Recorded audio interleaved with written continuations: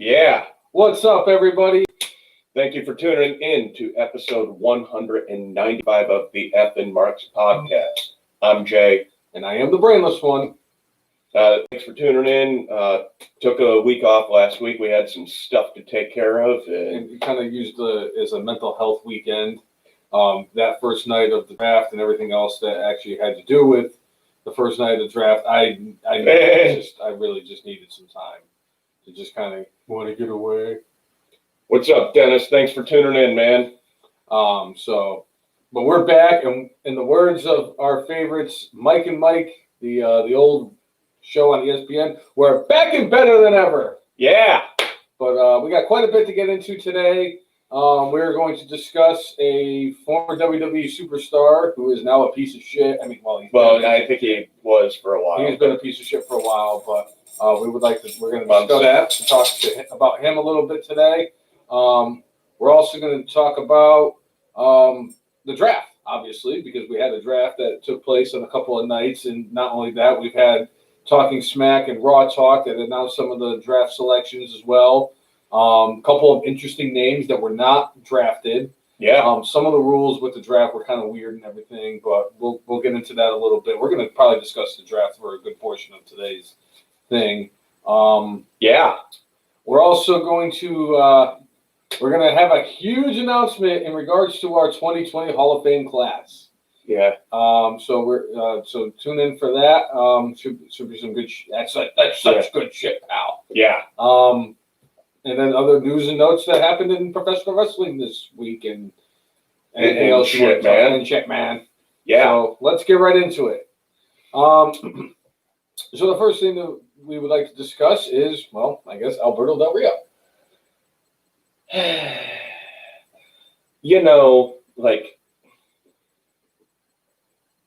It seemed a lot of times when Alberto Del Rio has had some issues, whether it's been legal or kind of skirting the legal issues, it was always someone else's fault. It was never his. It seemed like people just don't understand what went on, blah, blah, blah, blah, blah, blah, blah, blah, blah.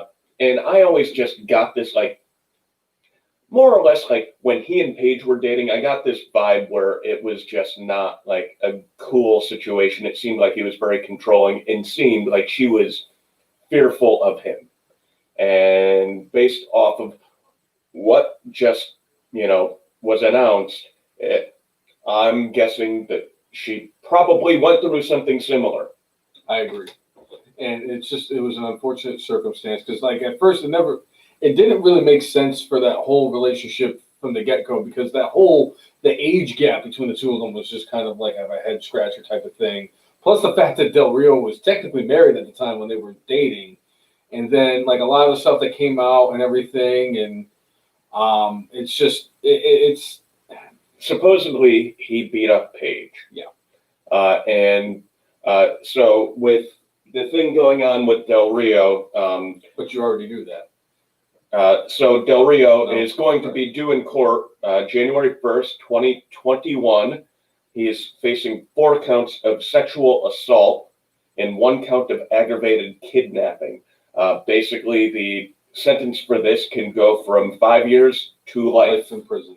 So this is what the witness said to police, that said her hands were tied behind her back with boxing straps. A sock was put in her mouth, and she was sexually assaulted for hours with various objects.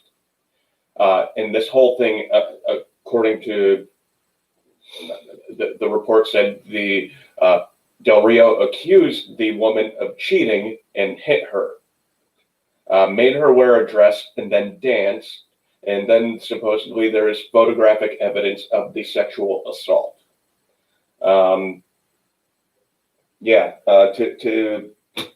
To say that this man, if all this stuff is true, is a piece of shit, yes, absolutely. What the fuck? I thought he was a talented wrestler and his character was fun to watch, but it's as a human being, this is just freaking despicable. I just can't It's just sick. And I you know what, I hope that this man has a literal come to Jesus moment, and hopefully, somebody calling him on his shit and him going to prison for a long time will hopefully fix him. So, and it's diabolical what he did, and it's not something that, I mean, it's the fact that I'm trying to come up with like the right thing to say about this situation just proves how fucking fucked up it was that he did this type of a situation. they could do a Dark Side of the Ring on him. Oh, absolutely. They can absolutely do one. They could also do one on Paige, but that's neither here nor there. We're not going to get into that. But I agree with what Tommy just said about how they just need to lock him up and throw away the key. The guy is a freaking diabolical, dastardly piece of shit. In no way is it acceptable for you to physically harm a woman in any kind of capacity. And if all of these things that did come out, because yes, at the end of the day, it is you're innocent until proven guilty. So we'll let the courts decide what actually happens with him. I don't see a situation where we had with Vince McMahon coming in with a briefcase full of money to get Del Rio out of this situation. I don't care how bad Vince likes Del Rio, like he did with Superfly Jimmy Snuka back in the 80s. Yeah. It's unfortunate, I guess is one way I can actually put it. It really is unfortunate because, like you said, the guy was incredibly talented. He was very over. He had it's all about presentation, and that's what it was about him. But like having the ring announcer, having like the waterfall of fireworks come out, it was excellent. That motherfucker's gonna get his ass kicked in jail. I'll tell you right now. Interesting question from Chris Brown. Do you think WWE is going to give him the Benoit treatment once convicted? Yes. If he's convicted, I'm going to say absolutely 100%. Like, they're not going to mention him. Nothing will ever be said of him ever again. And I don't know if WWE's done the same thing with Jimmy Snuka. They don't bring him up that much. But I mean, he's kind of, not been, relevant for a while. But the fact that he actually did get convicted before he passed away, it's like, but yeah, I think he'll be forgotten in WWE lore for the rest of his life if he gets convicted of this. I agree 100%. I mean, you can't associate yourself with a guy like this. It's just not good. And obviously they can't like take his matches out of freaking cards and everything like that. But like him ever existing any other way is not going to be brought up anymore. Yeah. And we'll see how it all goes. You said January 1st, correct? January 1st. January 1st. I mean, they're not even waiting No. deep into 2021. They're getting that shit taken care of right away. And we'll see how it all goes. You gotta understand that this is how the judicial process works in this situation. Oh, excuse me. Yeah. It's how the judicial process works in this country and everything, and this is what's going to end up happening. If this is what ends up, we'll get to that point once we get to it, because this is going to be a situation that I know that down the road, we're definitely going to be talking about this again. Obviously, when whatever they find out about him finds out, it's going to be brought up again on the podcast. So, but we did want to at least touch base a little bit on it because, I mean, it is wrestling related news. So Dennis, we both agree with you. Benoit was great in the ring and was a great talent, but unfortunately now, like, you know what? I can't even watch his matches anymore. He was one of my favorites, but like anytime I watch a match with him, it's like my brain goes immediately there, and I don't want, when I'm watching wrestling to be entertained, not to sit there and think about a murder. Well, it's like you look at it like the double ends of the spectrum. It's like whenever I see like Eddie Guerrero or Owen Hart on the freaking network and everything in their matches, and I get it gets me here. But like when I see Benoit, I want to throw up and freaking turn the channel, or fast forward to the next match. Right. It's the best way to put it. So, yeah. So, and now Del Rio's probably going to end up being in that same category.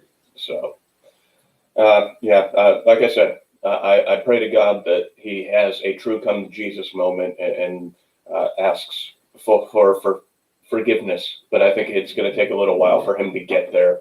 So, yeah. So, sorry, I had to do it.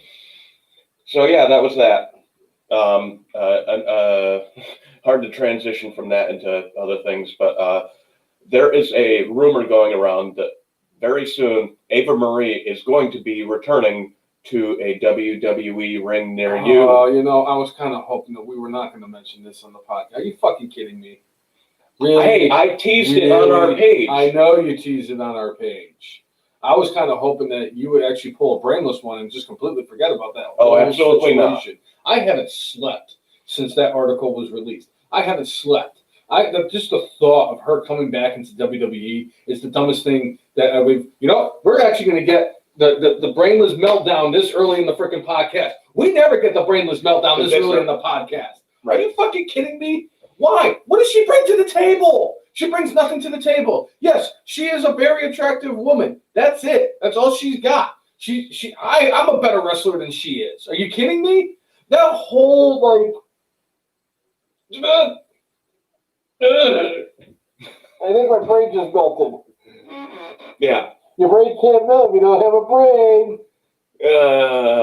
Oh my God.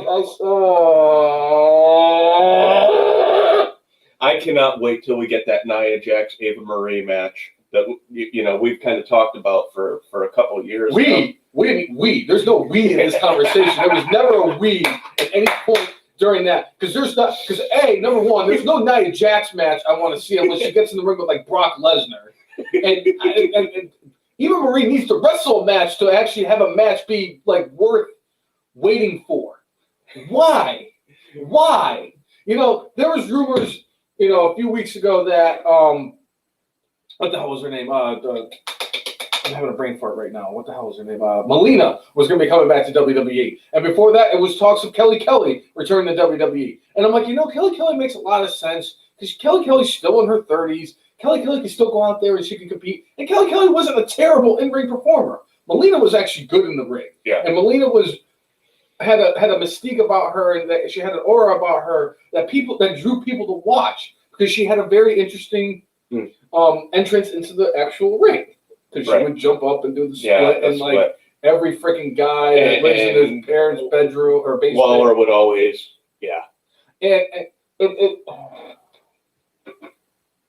Why Eva Marie? Why? I just want somebody from WWE to contact me and tell me why there's any kind of interest in bringing Eva Marie back. That's all I want to know. If they can explain to me and give me a reasonable explanation as to why they're bringing her back and can actually sell me on it better than Shawn Michaels sold every move against Hulk Hogan at SummerSlam 2005, then yes, I'll be on board with it. But as somebody who has lost a lot of brain cells and has had plenty of fucking meltdowns on this podcast strictly just because of this woman being associated with in WWE. You can go back and watch some of these older episodes of the podcast and you can see as my brain freaking malfunctions. You can actually see the sparks flying out and the freaking smoke coming out of my ears. Oh, God. I know she infuriates you beyond belief. And our good friend Gags the Clown, who tunes in from time to time, enjoys sending us DMs of Eva Marie just to get the brainless one fired up. Yeah. Yeah. Yeah, Chris Brown, he's saying WWE wants to bring her back because of her TNA. Yeah. Brian Connolly saying, we want Tessa. I would love to see Tessa Blanchard in WWE. I could look past the fact that she's got all those videos that she's recorded for dudes of her taking a dump. I can overlook that shit. I can overlook the fact that she's done as much as she did because I don't want Eva Marie back in WWE because it's gonna happen. You know it's gonna happen. we are going to get Nia Jax versus Eva Marie in a match because for whatever reason, you're like the Nostradamus of nonsensical shenanigans that is associated with professional wrestling.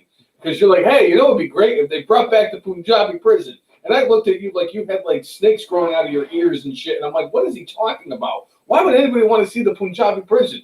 Here we are. And then months later, we get Jinder Mahal versus Randy Orton inside the fucking Punjabi prison. I'm like, son of a bitch. And you got this. I don't know what it is. You have a knack for this stuff. You predict stuff and it happens. I predict one thing that actually happened that came true. All the other predictions I've ever had have not come true. Well, except for pay-per-views. You get those. You do. Well, that's part of like why I'm out here every single Saturday, you know, talking to the fellow marks in the universe about professional wrestling because I have to, you know, when the pay-per-views come out there. Yes, I've had a couple of flawless pay-per-view predictions, but for me, like other than Nia Jax blowing out both, I still can't believe I got that one right. Other than Nia Jax blowing out both of her ACLs, my predictions have sucked. Yeah. But so beyond that, so Bryan, you're saying what is WWE waiting for with Tessa, and what's AEW waiting for with Tessa? Tessa posted a thing a couple weeks ago on Instagram, more or less trying to defend herself from the different accusations that have been out there. But I think she also recently got married and wanted to be married for a little bit before she decided to get back into wrestling. So let's see. Let's see when she kind of has her honeymoon period and kind of just decides to get back into wrestling. Thanks, Bryan. She actually just had a match recently where she actually made her return in the ring at one of those like independent wrestling shows. Sure. She actually went up against number one contender for the Impact, the TNA. I'm sorry, it's Impact, the Knockouts Championship, Kylie Ray, in that match. I don't know what the outcome was. But you're right. She did just get married, so she's probably just waiting her time. If everything that AEW has said in the past, like if they don't want to associate themselves with Hulk Hogan and his ex-wife for the things that for the things that he said and everything, then you can't have it both ways. Then Tessa Blanchard cannot be signed with AEW just for that. Granted, if she can come out there and prove that what those accusations were against her were false, then yes, AEW can go in there. But I think that ultimately she does end up in WWE.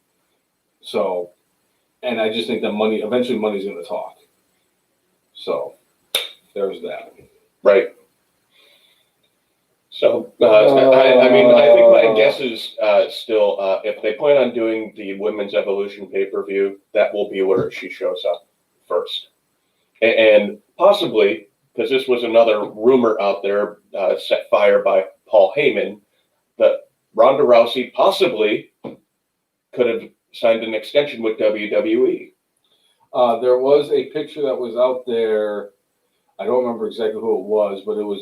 And I think Natty Neidhart also said, "Hey, I've been helping somebody train, but I can't say who."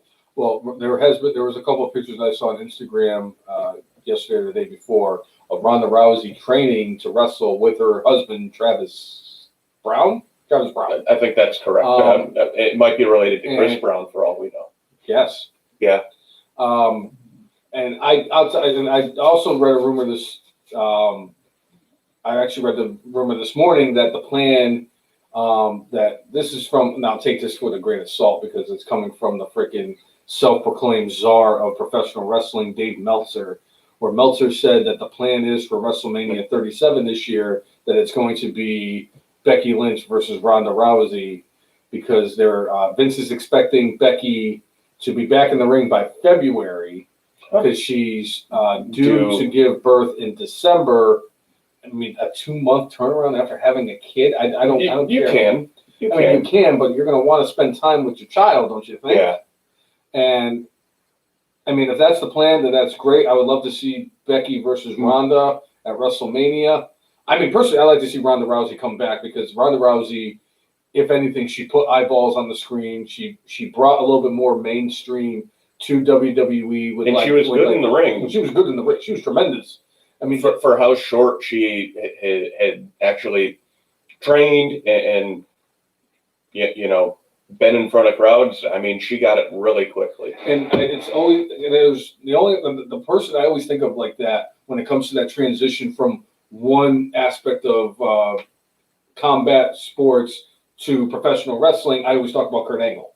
Right. Because Kurt Angle was one of those guys who went from being an Olympic gold medalist in Greco-Roman wrestling and then became a professional wrestler, and he caught on really quickly. And she reminded me a lot of what Kurt Angle was back in like 1998 when he transitioned into WWE. I mean, that man, he's a GOAT. He earned that title. And by the way, make sure you check out the Stone Cold session with Kurt Angle. Really cool interview that he gave and talked about kind of what we're talking about here, his first couple of years. And he basically said, yeah, I didn't really know what the heck I was doing. It took me like 3 or 4 years before I finally was like, felt like he knew what he was doing. But the man's I fucking love Kurt Angle. Yeah. Top 10 all time for me. Oh, it's true. It's damn true. Yeah. But I would like to see Ronda Rousey get back in the ring. That would be some shit. Like if they did like that women's evolution thing and they busted out Ronda Rousey and then they busted out Tessa Blanchard. And then on top of all that, the icing on the cake would be Eva Marie coming back to WWE, obviously, because she would be the only person out there that could actually trump either one of those women. Right. Because Eva Marie is the greatest wrestler that's ever wrestled for WWE in the women's division. Right. Because they can't. She is the great Khali of the women's division. It's funny you bring that up. WWE India, it was either Twitter or Instagram, it might have been both, said, who do you think would win in this dream match between the Great Khali and Keith Lee? And I sat there looking at it. I had to make sure I read it right. I had to make sure that I saw the pictures correctly. And then what I did was I shut down Instagram, rebooted my phone, reopened up Instagram just to find that post again, just to make sure that it was what I saw. Because in no way, shape, or form am I ever going to say that the words Great Khali and Dream Match in the same sentence.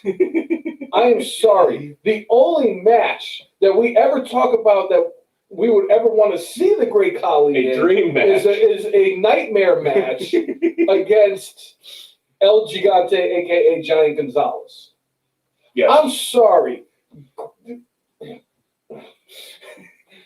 Your brain's going to melt again. My brain has already malfunctioned, Jay. I have to, hold on, give me a minute. I have to reboot my brain. Are you fucking kidding me? Who the fuck really wants to see Keith Lee fight the Great Khali? I don't. There's a lot of matches I want to see. In fact, I think it's on Raw this week. They're doing Keith Lee versus Braun Strowman. I want to see that match. I want to see Keith Lee fight The Fiend. I want to see Keith Lee fight Brock Lesnar. I want to see Keith Lee fight Drew McIntyre. Keith Lee is one of those guys. He is a tremendous athlete. He is really good in the ring. I like Keith Lee a lot. But in no way, shape, or form would I ever subject that poor individual to a match against the Great Khali at any point in anyone's life or careers. No. Ow. I just whacked my elbow against the table. That's how bad I don't want to see Great Khali versus Keith Lee. One thing we did bring up earlier, briefly, Mike chimed in and said, what are the reports of Melina returning? And he more or less said, like, there's conflicting reports. There's a lot of conflicting reports because the reports came out and said that she was going to be coming back to WWE, but she came out there and said that she would love to come back to WWE, but there's nothing imminent happening between her and WWE as far as a reunion. Honestly, the only thing I could see with Melina at this point would be something like they have her do like a spot in the Royal Rumble or have her at the Women's Evolution pay-per-view just to help fill out the card. I just don't know if there's like, I enjoyed Melina, but like, I'm not like going, you know what? I'd really like to see Melina in a match, although somebody mentioned Melina versus Zelina. Oh, I would love to see that. That would be a good match. I agree with you. I could see Melina doing that. I could see Melina coming back in some kind of like a managing Like when she was in Eminem. Yes, and I'll tell you right now, a very intriguing option that could happen with that is, and that'd be good for her too. One intriguing option is one of the end results from the draft is that there was, like we said, a couple of people who didn't get drafted. One of those people is quote unquote a free agent. Yeah, there's talks of that person either going back to NXT. I mean, that person can end up on Raw or SmackDown. We could just say that person. Everybody knows. Andrade is the individual who is left as a free agent. He's having some minor surgery, and then he's going to get back into the ring. Where he ends up, I don't know. I think they're going to, like you said, like you and I discussed before the podcast, that they could actually make this into like a storyline type of thing. But it has been what we saw on, I want to say, Monday Night Raw this week. It looks like Andrade and Zelina Vega have finally split. So, but that leaves like Andrade, who like he knows English but does not speak English very well, but I think for his career to take off, he needs somebody to help speak with him. His career in NXT didn't take off until Zelina Vega became part of the equation, because there's never been a question of whether he could go in the ring. It's whether he could connect with an audience. Dude is a hell of a freaking wrestler too. From the get go, he's really good. And that was always like one of his things that everybody said. He's kind of got like that, like how it was with Shelton Benjamin all those years ago. But Shelton Benjamin was a physical specimen. Shelton Benjamin could wrestle with the best of them. Shelton Benjamin could have cut a promo. Can still wrestle with the best of them. Oh yeah, and for a guy who's 46 years old, he can still wrestle with the best of them. And he's kind of developed, and he's a little bit better on the microphone now. And he's in. I mean, and he's in the perfect. Oh, he's in the situation right now. And I love the Hurt business. I could go on and on about the Hurt business. I'm not going to, but I could. We will shortly. Yeah. But I think that Melina would be somebody who can really step in there and like take over the spot of being Zelina, the replacement for Zelina Vega for Andrade. That's a possibility. I mean, personally, I know my pick for somebody for that would actually to get Ric Flair to be his mouthpiece. Now, obviously, there's been a couple of coronavirus outbreaks within WWE, and they don't want Ric Flair near that. Mm-hmm. But, I know that they kind of were tempting fate when they brought Flair along a couple months ago, but they were not having, like, outbreaks. But the fact that they've had a couple outbreaks, I think they're going to try to keep Flair away. But, like, I think it would be an interesting pairing, obviously with Andrade being with Charlotte, but they would save Ric Flair's. I don't think they would put Flair with Andrade if he was on NXT. I think they would put Flair with him if he was on Raw or SmackDown. Yeah. And so Mike just said that the reason that Andrade wasn't drafted is because Vince McMahon doesn't see money in Andrade. Yeah. Well, unfortunately, Mike, when it comes down to it at the end of the day, and we're definitely going to get into that a little bit more about like Vince McMahon seeing money and what have you. Vince McMahon only sees money in one person, Roman Reigns. I hate to break it to everybody, but Vince McMahon, who's got his massive man crush on Roman Reigns, and not to discount Roman Reigns, because right now Roman Reigns is delivering at a level I've never seen him deliver on, and I love this Roman Reigns because he's wonderful. He is really selling it, and I knew he was going to be a good heel if he turned. I felt it. Because you don't need to be a great talker to be a great heel. Monsef, Man City, all the way. He's like, I know it's weird, but he's putting the bet. He wants to know whether we want Arsenal or Man City in the football match. I know you don't follow. Right. Liverpool. Right. That's my team. So, but yeah, Andrade, again, good in the ring, but I mean, is he going to get the ricochet? Is he going to get ricocheted? Exactly. And I will say this about Ricochet because on Raw this week, Ricochet had a match with Cedric Alexander. He said he was going to challenge, he was going to fight any member of the Hurt Business.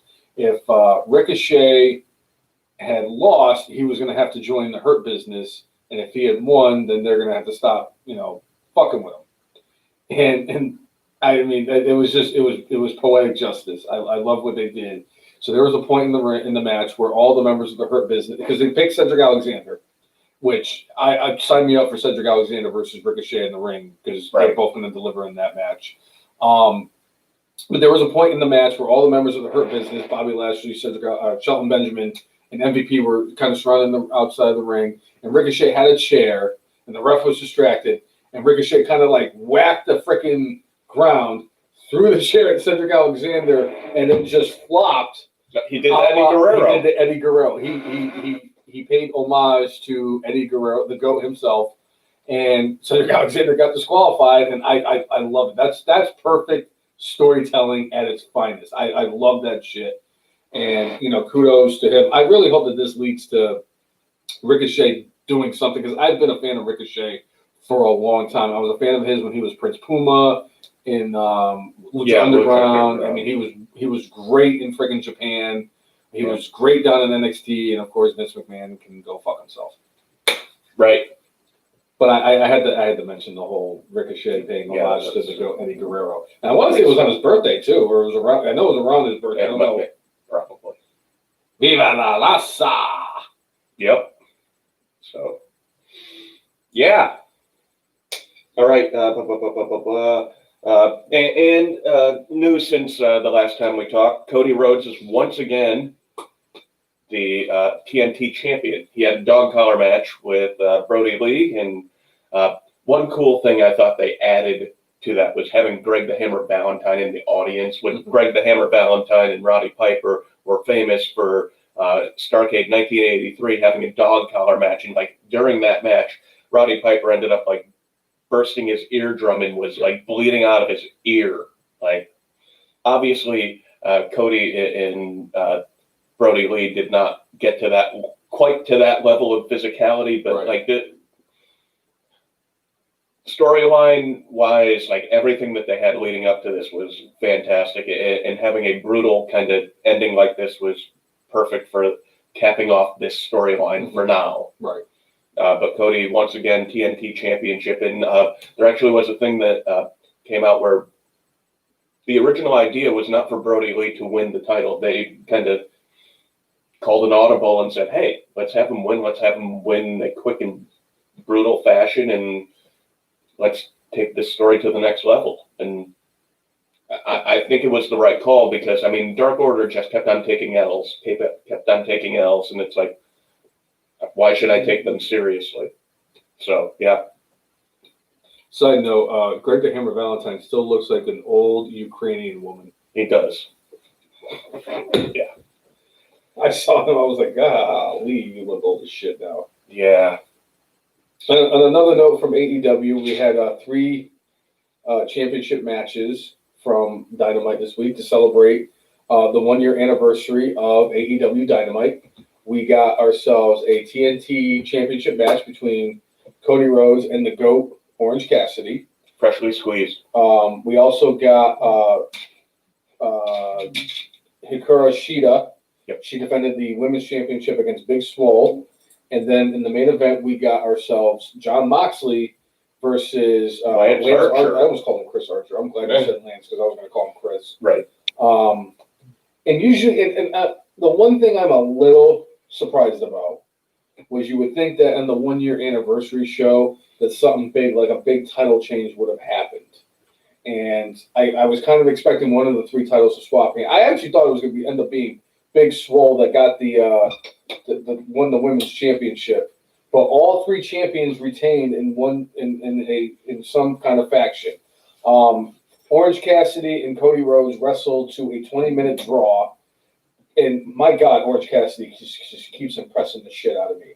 That man's stock has flown higher quicker than Danny Dimes.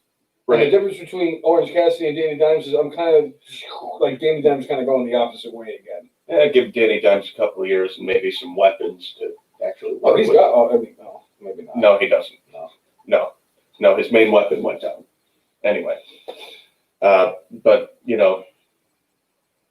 one thing I'll say with AEW, at least you would have expected on the 1-year anniversary show for them to, have something like that happen. And what didn't they do? They didn't do what you expected. So good for them for that. Could you imagine if Orange Cassidy had won the TNT title? That's why I'm like, I would have loved to have seen that, where he gets the title. They're going to wait until there's a crowd there, like a full crowd, not 10% crowd. You know he's going to win that title, the big one. You know he's winning the AEW title. There's no way. See, Mike is on there, Orange Cassidy for AEW champion, and he put LOL. But like, honestly, when they build up to that moment, because mark my words, I'm putting this out there right now, he will win it from MJF. Oh, absolutely. He's going to win it from MJF in like 2 or 3 years, probably. Maybe a couple other. Maybe a year. That's my guess.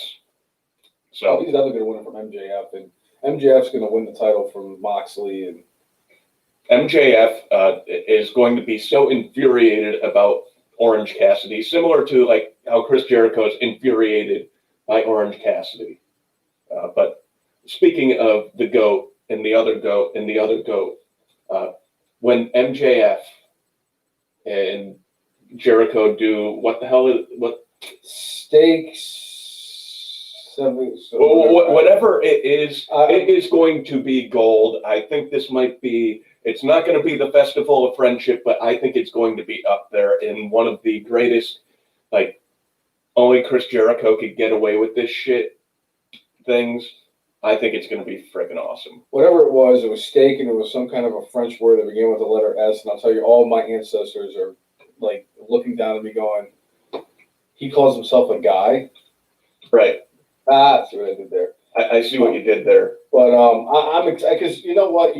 You know what you're getting out of Chris Jericho. Chris Jericho could turn anything into gold.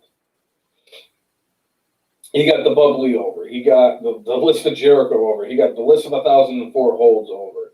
He got the freaking everything he has done. He has turned to gold, and that's what separates Chris Jericho. That's what separates the goats from the goat of goats, who has goated more than goats have ever goated in the history of goatdom.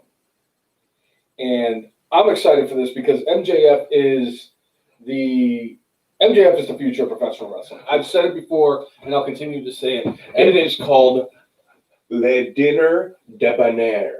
Oh, I knew it began with like the same. Like I thought it was steak, but the fact that they got steak, like a steak chant going, is just fantastic. Yeah. So I'm excited for that.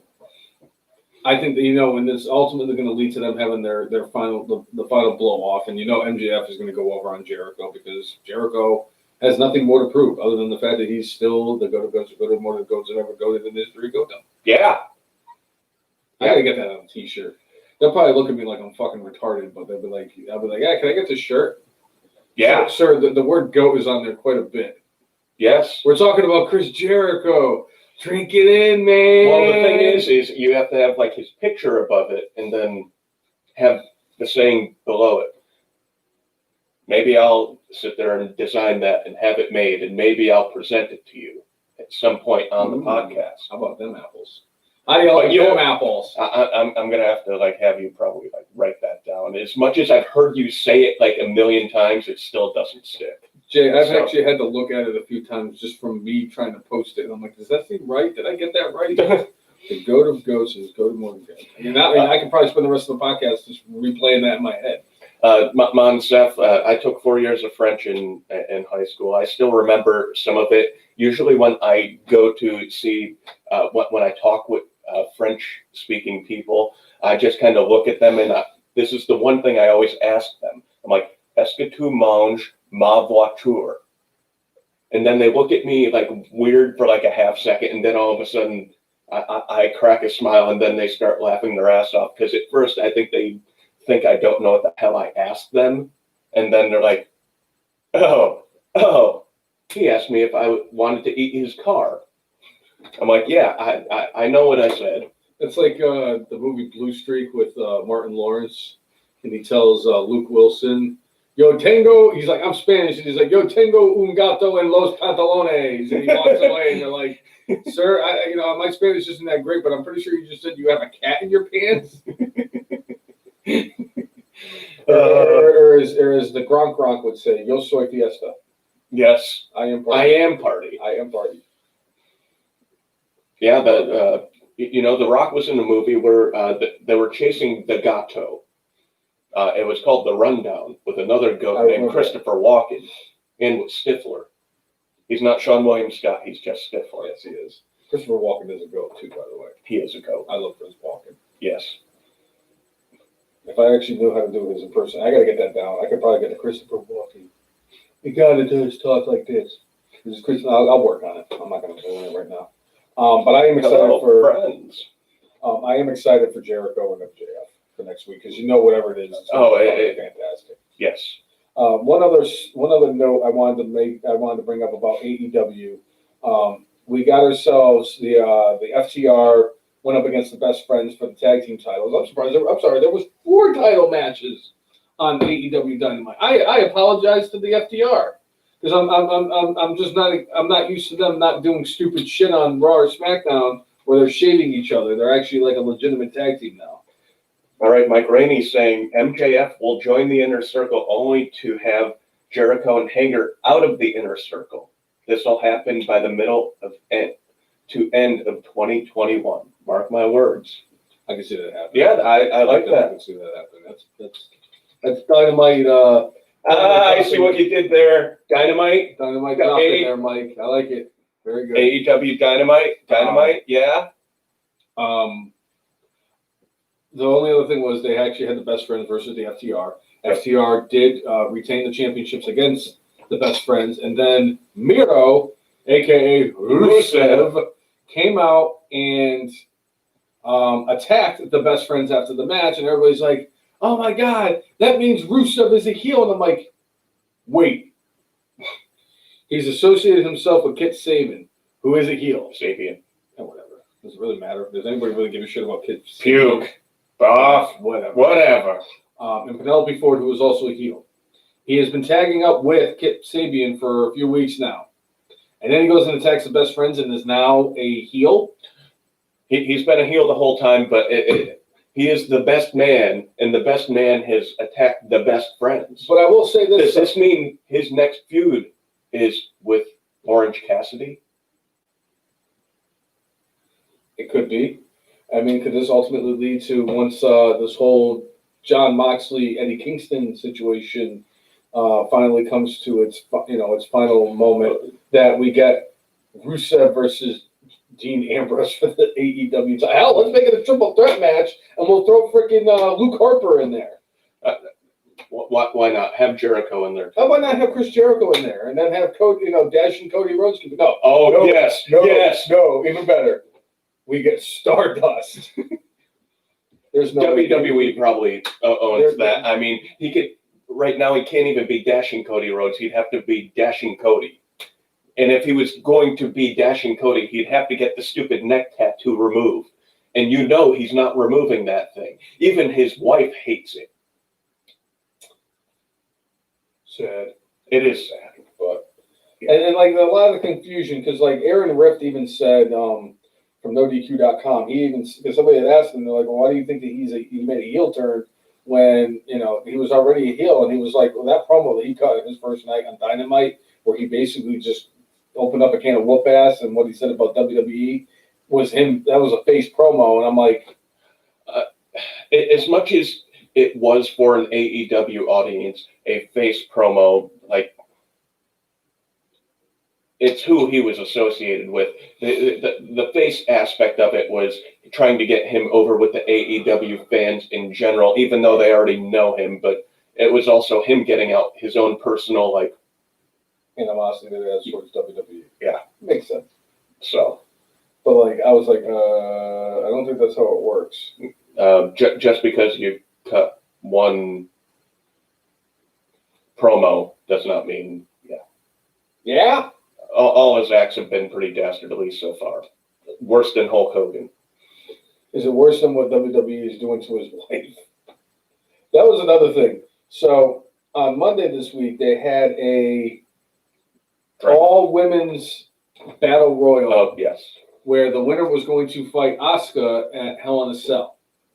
And it looked, from the looks of things, the way that they were going, because they had a tag team match where it was Natty Neidhart teaming up with Lana to go up against the team of Mandy Rose and Dana Brooke, who it's just one of those, let's just put them together and see if it works type of situation, which it did. Well, and when they drafted them as separate entities. But, And then put them both and kept them both on Raw. but the thing is with that, there are now officially 2 women's teams on Monday Night Raw, which means I wonder who's going to get the next title shot. You've got 2 teams. They did say, and I know that this is a bunch of malarkey because of all the shit they've said over the years about all the other stuff.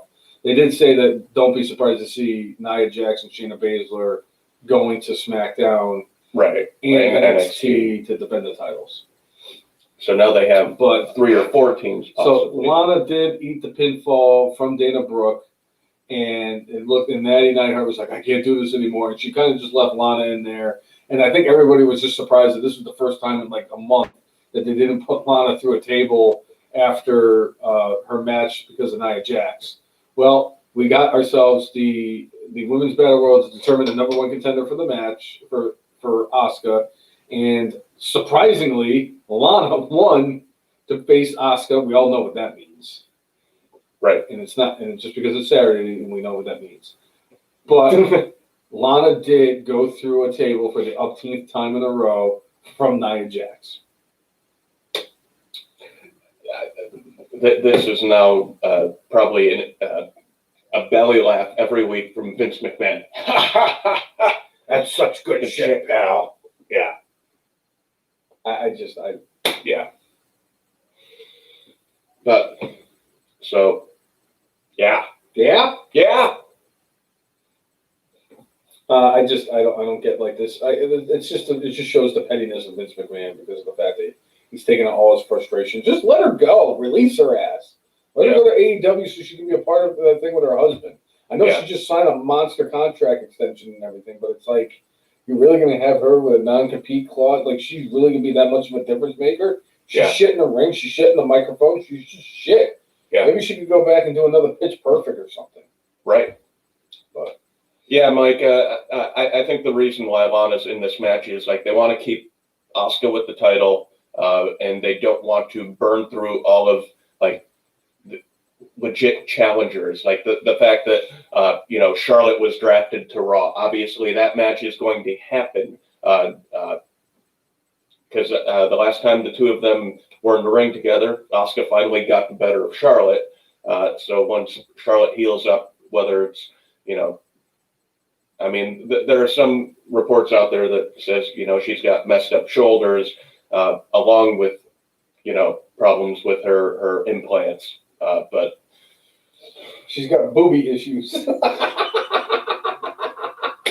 yeah. See, you can sugarcoat all you want. In 37 plus years, I've never sugarcoated anything in my life. And that's even including cereal. I see what you did there. But I just. Lana's a placeholder, a person that put there in the ring, just like what the heck you call it? Them putting Nikki Cross in the ring with, Bayley, placeholder. Bayley Manning. And speaking of Bayley and Sasha were supposed to have a contract signing for their Hell in a Cell match, and Sasha quickly signed the contract, and Bitchy won belt. Bitchy bitch face. Did not. Karen, who needed to talk to the manager, decided that she was not going to sign the contract, and Sasha said, I'm going to get you to sign this contract one way or another, and I'm going to take you out of Hell in a Cell. Yeah? Yeah. It's good shit, pal. Yeah, exactly, Chris. This is what Charlotte's 3rd time of having boob seepage, which it's like, just have them taken out. Just have them taken out. You don't need them. You've already proven how good you are in the ring, unless it's like one of those things where it makes her feel better about herself. Or maybe Andrade likes them. Yeah. So, and there really is no clear definitive word when Charlotte will be back, but the fact that they actually had her get drafted means something, because like Edge didn't get drafted anywhere. Becky Lynch didn't get drafted. So I'm imagining that her return is somewhat imminent. So Especially, and one name that was actually part of the draft that was very interesting because we haven't seen that person for a couple months now was one Daniel Bryan. They did say that he was part of the pool and everything like that because they didn't want to have people with like long lasting injuries, like you said with Edge and with Becky Lynch with the pregnancy and everything, that they weren't part of the pool. But Daniel Bryan was, and he got drafted back to SmackDown, and lo and behold, he comes back last night and returns, and in the most Daniel Bryan fashion. I think we're going to ultimately see Daniel Bryan fight Seth Rollins at some point. Yeah. That's certainly what they're setting up for. Sign me up. Yeah, absolutely. There's another matchup of somebody else who got drafted to SmackDown. I would love to see Daniel Bryan get in the ring with, but we'll get into that. But also another return this week, the GOAT. Oh, can you hand me the guitar? I'm not going to bash you with it. Making sure. Not going to bash you with it. Hello, he is Elias. The GOAT Elias returned this week and did bash the guitar on Jeff Harvey. I was so happy to see. I fucking love that dude. I do too. That dude is so fucking over. It's not, I'm now starting to be more on the side of you where it comes with him, as in like he's got to stay as a heel. He was okay as a baby. He was serviceable as a face, but he's just better suited. And there's people out there that are just better suited as heels. I mean, Randy Orton. Randy Orton is better suited as a heel. I mean, Ted DiBiase is one of the greatest heels of all time. He wouldn't have been good as a freaking face. But like Rey Mysterio, I can't see Rey Mysterio as a bad guy. I'm sorry. Right. Daniel Bryan's better. I mean, save hero of the world, Daniel Bryan, the one who brought in the freaking hemp belt and all that stuff. Oh, the hemp belt was. But like he's better as a face. I'm sorry. Yeah. Kofi Kingston, same thing, is one of those guys who's just better as a face than a heel. It's just there's certain people that are better as one than the other. And Edge is another guy that comes to mind. He's better as a heel than as a face. I mean, Edge is one of those guys that can flip flop and it works both ways, like a bisexual. But he's better. He's better as a heel. But it is what it is. I was glad to see Elias come back because he was also part of the pool. So people are like, oh, I guess that means Elias will be coming back soon. Yeah. And Jeff Hardy found out the hard way.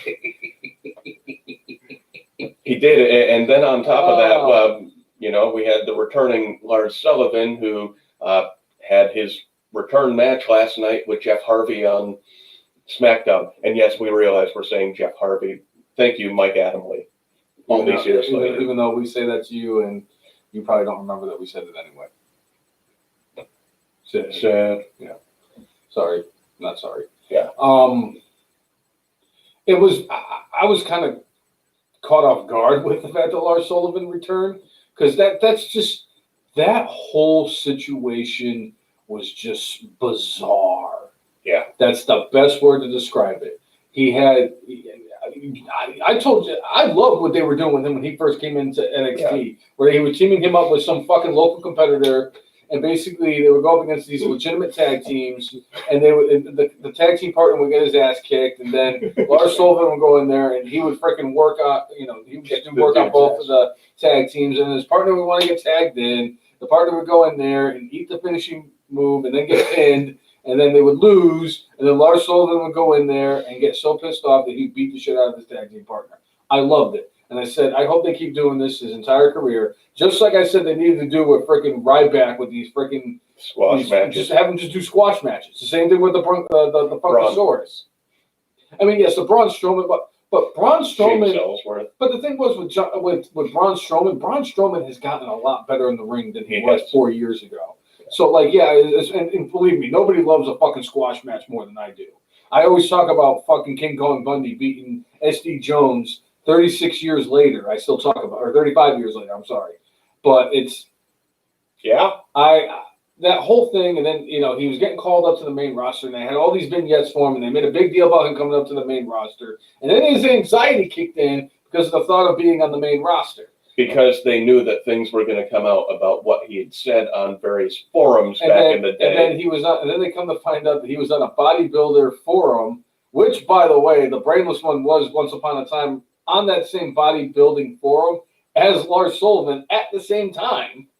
Where he had some homophobic statements and I believe some also racial statements, bigoted statements, and apparently he apologized to everybody on the roster, and they actually felt it was a heartfelt hey, I was stupid and young and didn't know what I was saying. Although it's like, dude, you weren't that young. Like, all right, I hope you really have learned your lesson. But but then they brought him up to SmackDown, and he was kind of running roughshod through everything, and then he had the knee injury that had surgery, and then it came out that he did gay porn. So I think there was a little self-hate there maybe within some of his posts. And then that happened, and then he came back last Friday on SmackDown, and then it came out that he was sending inappropriate DMs to married women on Instagram, and I'm like, oh my God. Like, this dude shoots himself more than Plaxico Burress did. Yeah. But it's just this poor guy. I want to feel bad for him. I hope he gets his stuff together. He has the potential to be something. So one of the things that your boy, I think Dave Meltzer was talking about is one of the plans is they want at some point to have a match between him and Braun Strowman. Now, I know they're on separate brands, but I mean, that's about a year away. They're talking about which would mean Survivor Series. Or they could wait until they're both on the same show, or they could have a inter-show match at WrestleMania type of situation. I did see that as well. But I mean, you know how this is.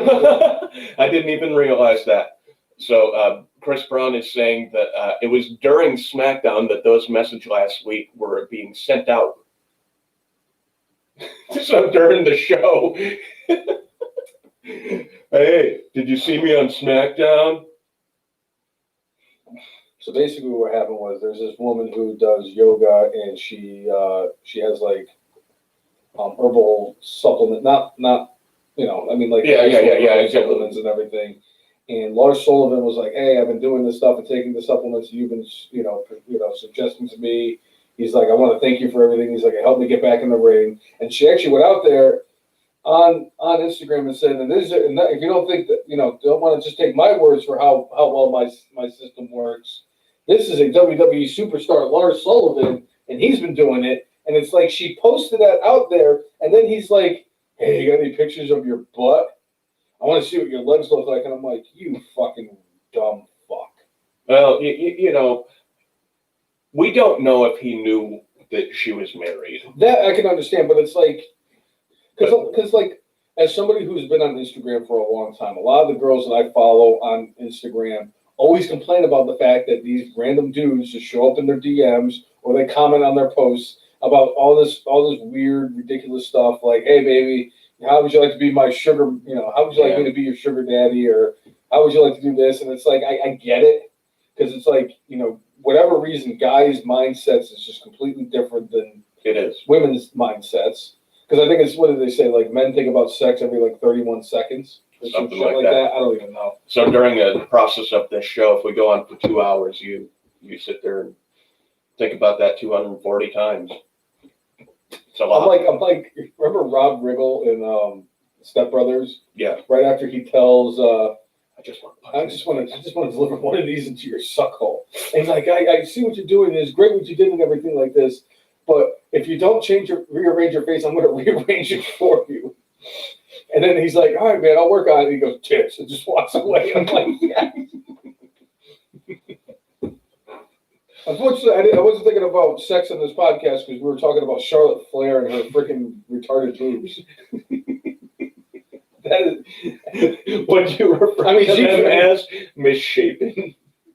There was an episode of South Park back in the day where they were in Aspen, and Stan Marsh was in a skiing contest with the dude who's like the pro of the thing, and Stan beats him because the girl that, the dorky girl, you have to watch the episode, but they show, the girl comes out and she basically flashes the popular, good skier with her boobs, and he's kind of like, and just the way he's like distracted by it. And then the ski instructor was like, so I heard that you were the reason why the guy got distracted. And she goes, yeah, he couldn't concentrate on skiing once I showed him these things. And of course, the instructor's got like this excited look as she pulls up her top, and it's like these two, like, whatever the fuck they are. And they're like, Steve, start the reactor. And I'm like, yep. It's like when they did the early seasons of Family Guy, where they were at when they went to spring break, and Meg gets, she flashes all of her classmates, and they're like, one's an innie, one's an outie. That's exactly what Charlotte Flair is. She's got the form boobs. I don't know how we transition out of this. So we're going to. Jay, there's no easy way of transitioning this. I basically just got to get up, walk out, and just go away for a while. And then you can transition because... Speaking of deformed, Raw Underground is about to be deformed from Monday Night Raw. It has been future endeavor.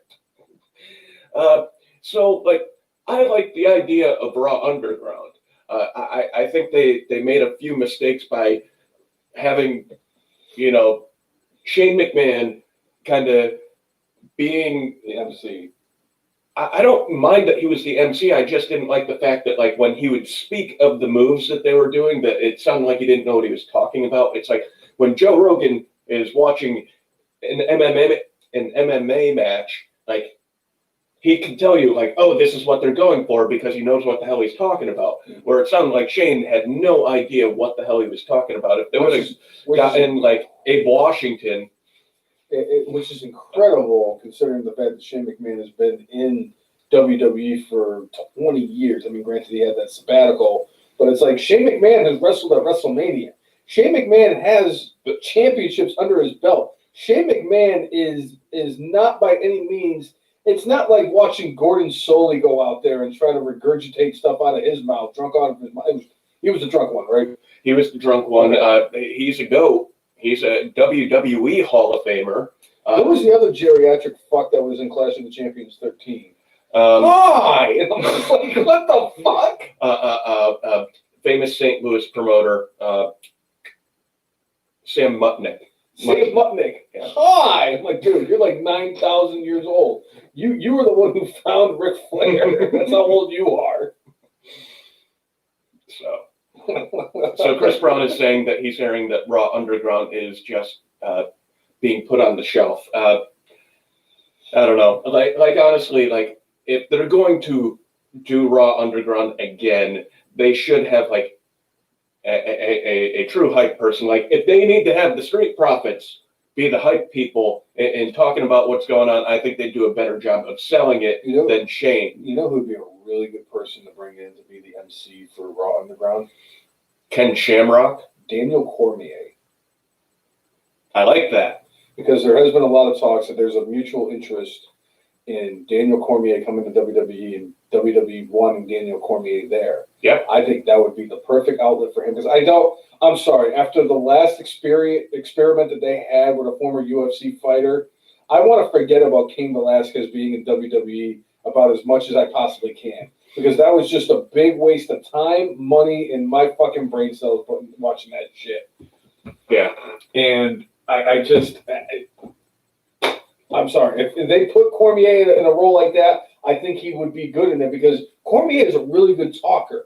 And Cormier knows how to call something like that. So I think that Cormier would be perfect. Even if he did it with Shane McMahon, that would be smart.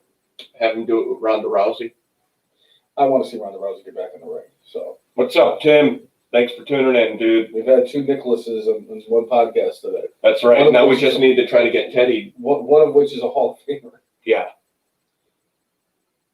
And don't pander to us, Timmy. I don't handle pandering. Huh. All right. Chris Brown is saying he's hearing that Cormier would be taking over from Michael Cole, baby. What? Yeah. Daniel Cormier is not a play-by-play guy Hey, that's what he's saying.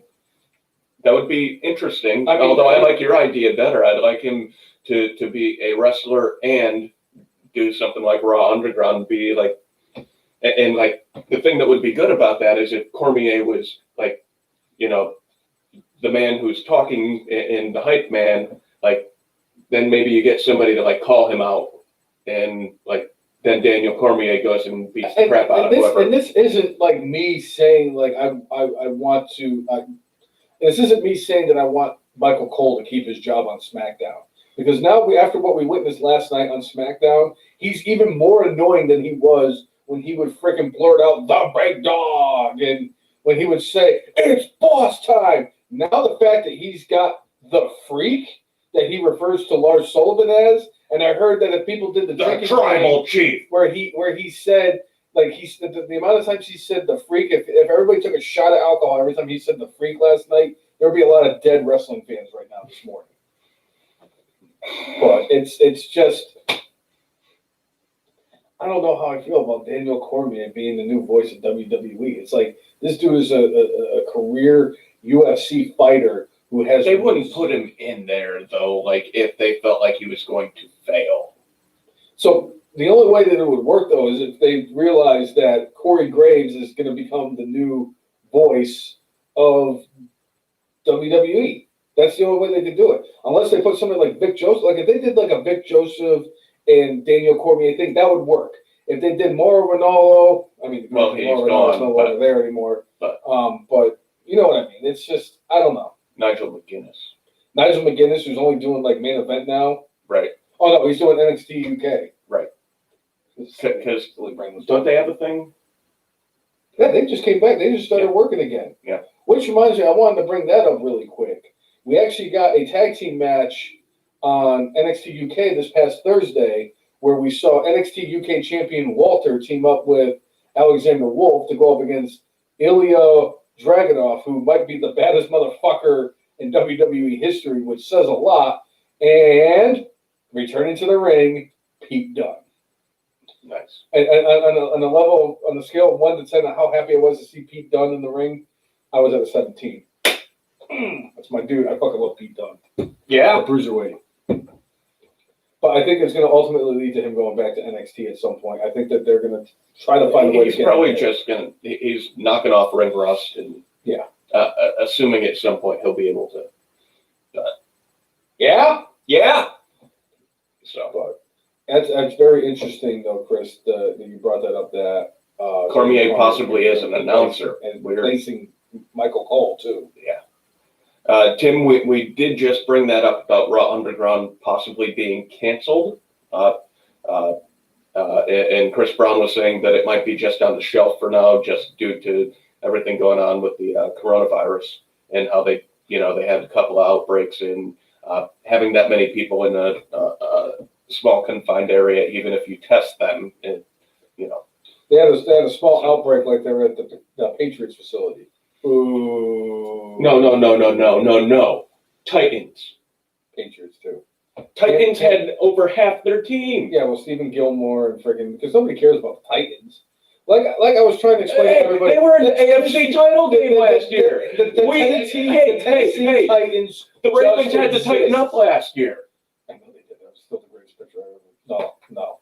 In like a 1 month span, I got you got two of the greatest pictures ever taken.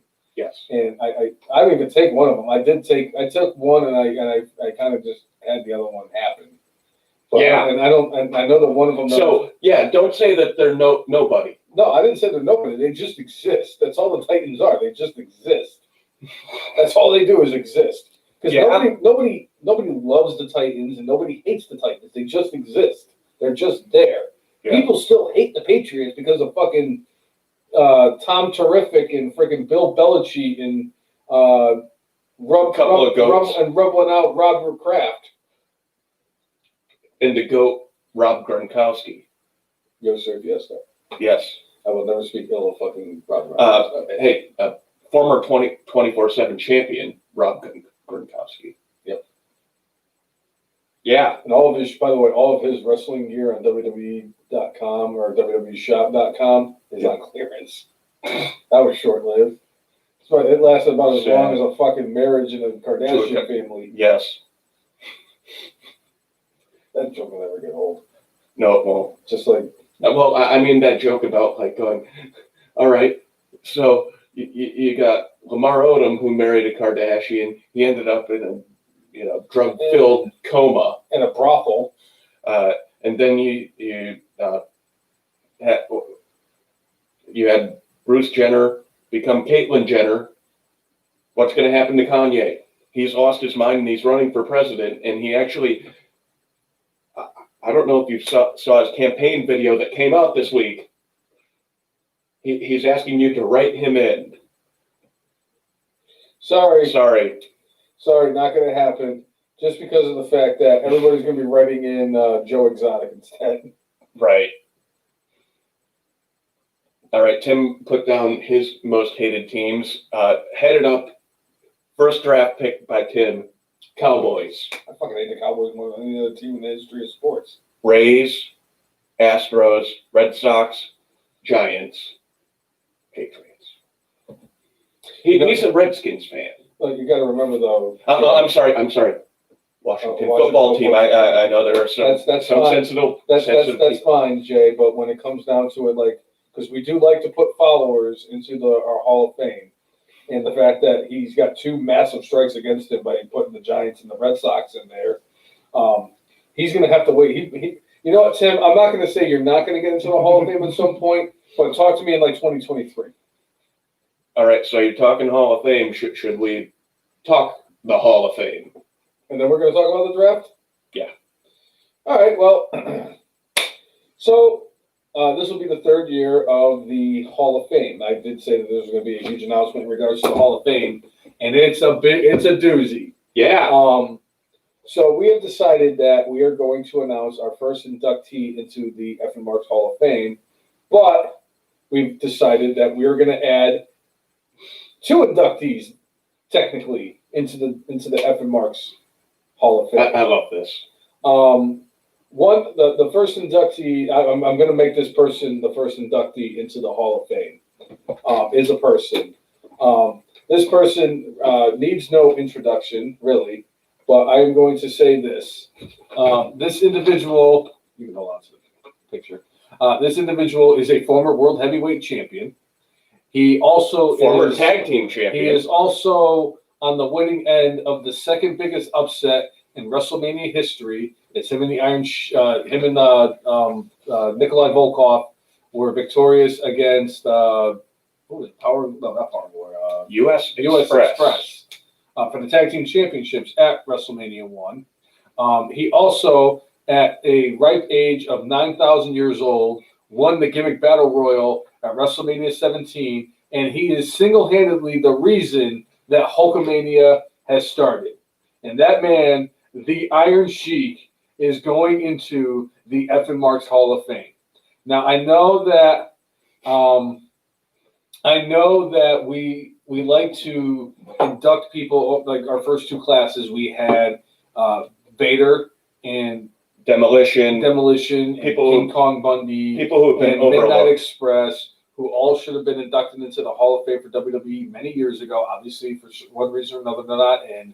But this one, I'm sorry. And Jay and I kind of rattled through the list of professional wrestlers over the years that could have went in. We could have put in Hulk Hogan. We could have put in Rick Martel. We could have put in the Nature Boy, Ric Flair. Woo! We could have put in the Warrior, the Macho Man, The Black Scorpion. Get to that. Sting, Lex Luger, Waylon Mercy. You know what? The list goes on and on. Anyway. But we were like, this person is the most deserving of all the Hall of Famers, because if you think about it, he beat Bob Backlund to become the WWF champion. Yeah. He is only one of 50, 51, 52, whatever it is, WWF champions or WWE champions of all time, which is an exclusive honor to have. He is the reason why Hulkamania is what it is today. And most importantly, and I cannot stress this enough, he made me more wrong than I've ever been wrong in my entire life when he won the Gimmick Battle Royal at WrestleMania 17, when we all know that Duke the Dumpster Droese should have won that match. Wrong. And my friend tried to correct me, too. That was my favorite part. My buddy was like, there's a reason why Duke Droese is the second person coming out, right? And the person right after Duke Droese was the Iron Sheik. And most importantly about the Iron Sheik, the most iconic line in wrestling history, and a line that to this day, 19 plus years later, I still use on the podcast and in real life, by the time the Iron Sheik gets in the ring, it's going to be WrestleMania 38. So congratulations to the Iron Sheik on being the newest inductee and the first inductee for the 2020 class of the F and Marks Hall of Fame. Yes. But because we want to just outdo ourselves, because that's what people who are brainless do, and what Cousin Jay has signed off on because he loved the idea. I know how to pander to this man better than anybody else. Right. And vice versa. He knows how to pander to me better than anybody else. And I floated out the idea, and we kind of both said it at the same time. We're like, yep, that's the sign. So we're going to do, for the first time in the history of Hall of Fames, we are going to put a show into the Evan Marks Hall of Fame. I don't know why this show is in the fucking going to be in the Hall of Fame. Probably because it deserves it. Other than maybe like WrestleMania 3 and freaking 28 and 17, I've probably watched this show more than any other one. And that is Clash of the Champions 13 is now the next inductee into the Evan Marks. I can't finish the statement. It's so good. It's so good. It's so worthy. Jay, so worthy. Jay, We're talking about, this is our Hall of Fame. Jay, it's so good. So good. You know what this means? What does this mean? This means that Hulk Hogan, you keep rolling. Randy Savage, Sting, Ric Flair, The Ultimate Warrior, John Cena, Randy Orton, Mr. Perfect, Ted DiBiase, the model Rick Martel, El Matador, Tito Santana, the Legion of Doom, the Dudley Boys, Sabu, Rob Van Dam. He's not in the Hall of Fame. Bobby Lashley, Kurt Angle, Brock Lesnar. All of those guys are not in our Hall of Fame, but technically Sting and Ric Flair are actually in this Hall of Fame now that I think about this. But primetime Bryan Lee, the Motor City Madman, and as Tim put, Curtis came out to do a run-in at Luger. and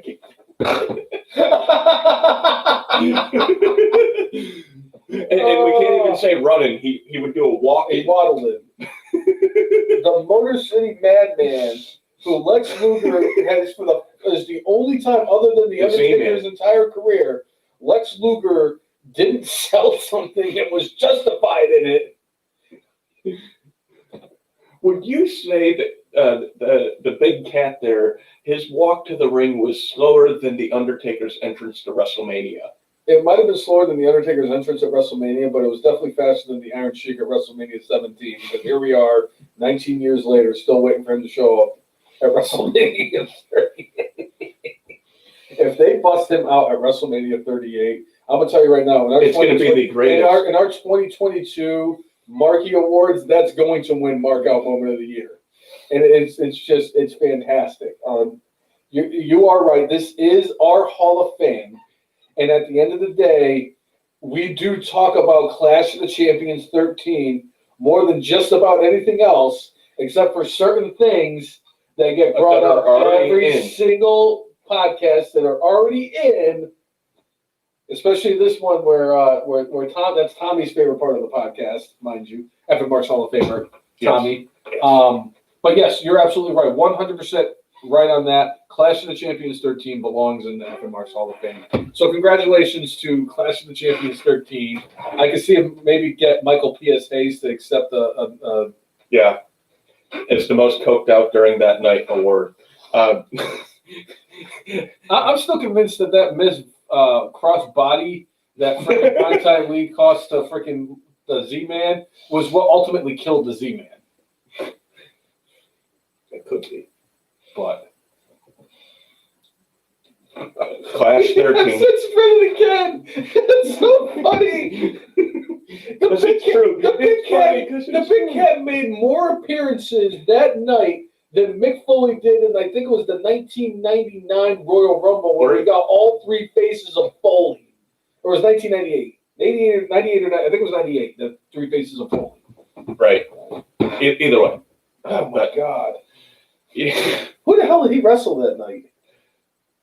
I forget, but he put them up in. He went against Candyman, Brad Armstrong, Oh, that's right. and Candyman didn't tap out. The referee called for the bell. Oh, Jay, the Botswana Beast is in our Hall of Fame. Yes, he is. He deserves to be there too. The world's worst magic show is in our Hall of Fame. It's so good, so good. Mm-hmm. Good and terrible. Right. I mean, they did have two like we said it before. They did have two legendary matches. I mean, the White Eyed Southern Boys versus the I wouldn't call them legendary. I'd call them like good. passable. They were good. I mean, Ric Flair versus Butch Reed was actually a good match. Ric Flair versus a broom back then would have been a good match, and would have been better than anything on that card. Side note: somebody was talking about like how if Hogan and Flair had wrestled in the '80s, how terrible of a match that would have been. And I kind of just like had to take a pause. It was kind of like when I saw the dream match between the Great Khali and freaking Keith Lee. But I had to kind of like take a step back, and I'm like, does this person realize that Ric Flair is like one of the greatest wrestlers of all time? Like Ric Flair, He would have made it work. Ric Flair, for what it's worth, really is the GOAT. If they put a gun to my head and said you can only pick one person in professional wrestling to be a GOAT, number one, my head would explode anyway, so they wouldn't even have to shoot me because I only had to pick one person to be a GOAT. But if I had to do it, it would be Ric Flair. Sorry. Well, one thing that I would argue with that person about would be Hulk Hogan versus Randy Macho Man Savage at WrestleMania 5. That was in the 80s. And that was a pretty good match. Hulk Hogan versus Antonio Inoki was a great match from Japan. But like they're expecting that he was going to wrestle WWF style. Yeah. But the thing I'll say about that too, Hogan in 1994, his first match in WCW, he and Flair had a really good match, and he won the title. I mean, yeah, he had to go over, apparently, brother. But he and Flair had a good match. He had Shaq in his corner too. Yep. The Shaqtus. So. Well, then the Magic Shack. Yeah. I know you have a love-hate relationship with that. I've officially forgiven Shaquille O'Neal for what he's done. I accept him. I love Shaq again. All right. He's the Shaqtus.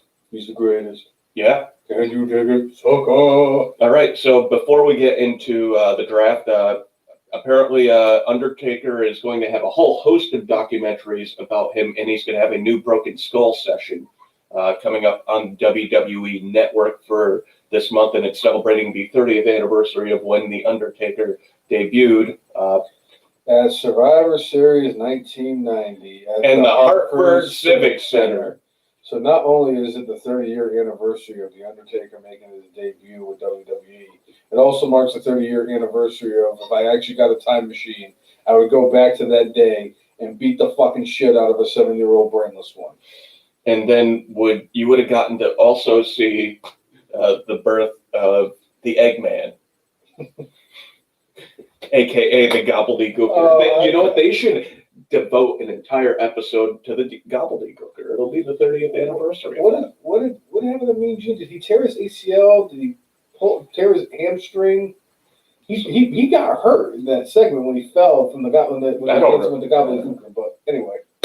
But either way, basically they're going to have a whole month of stuff on The Undertaker. I could have seen The Undertaker tombstone and pin his first victim, WWE Hall of Famer Coco Beware.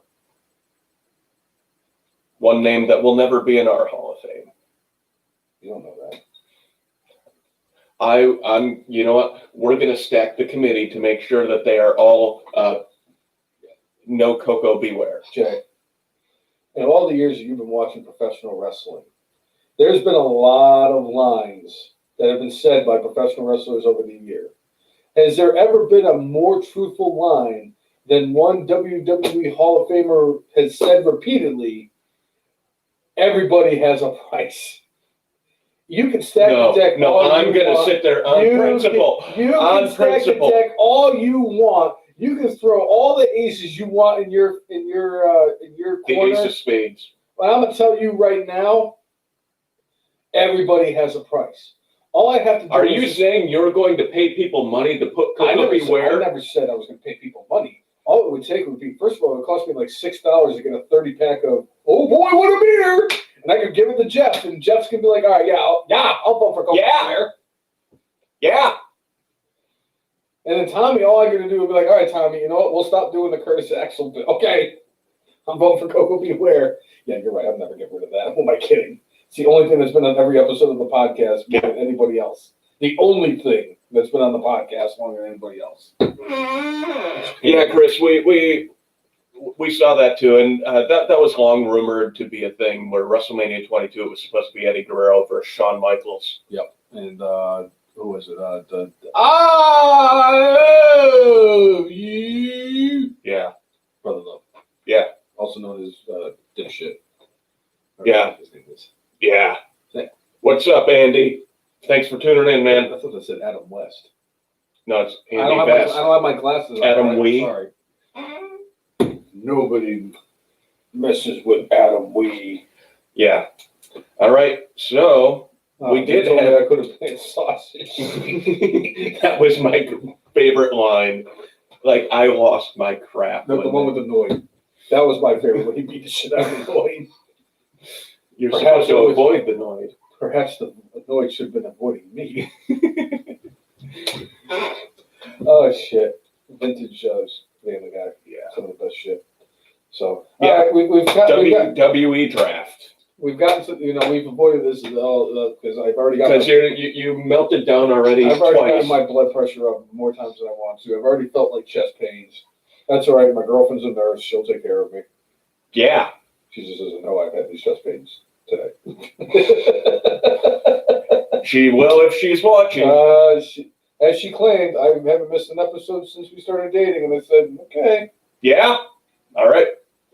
So, all right. A lot of things, when they do the draft, they made very specific, like when you draft a team, it's one pick, which, more or less, at least I identified it as saying, like, you draft the whole team, not portions of the team, the whole team.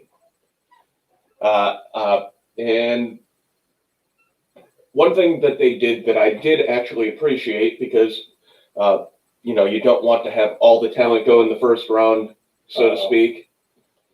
But You're on your own with the self-induced chest pain. yeah. Yes, I'm always watching. Yeah. But Score one for the good guys.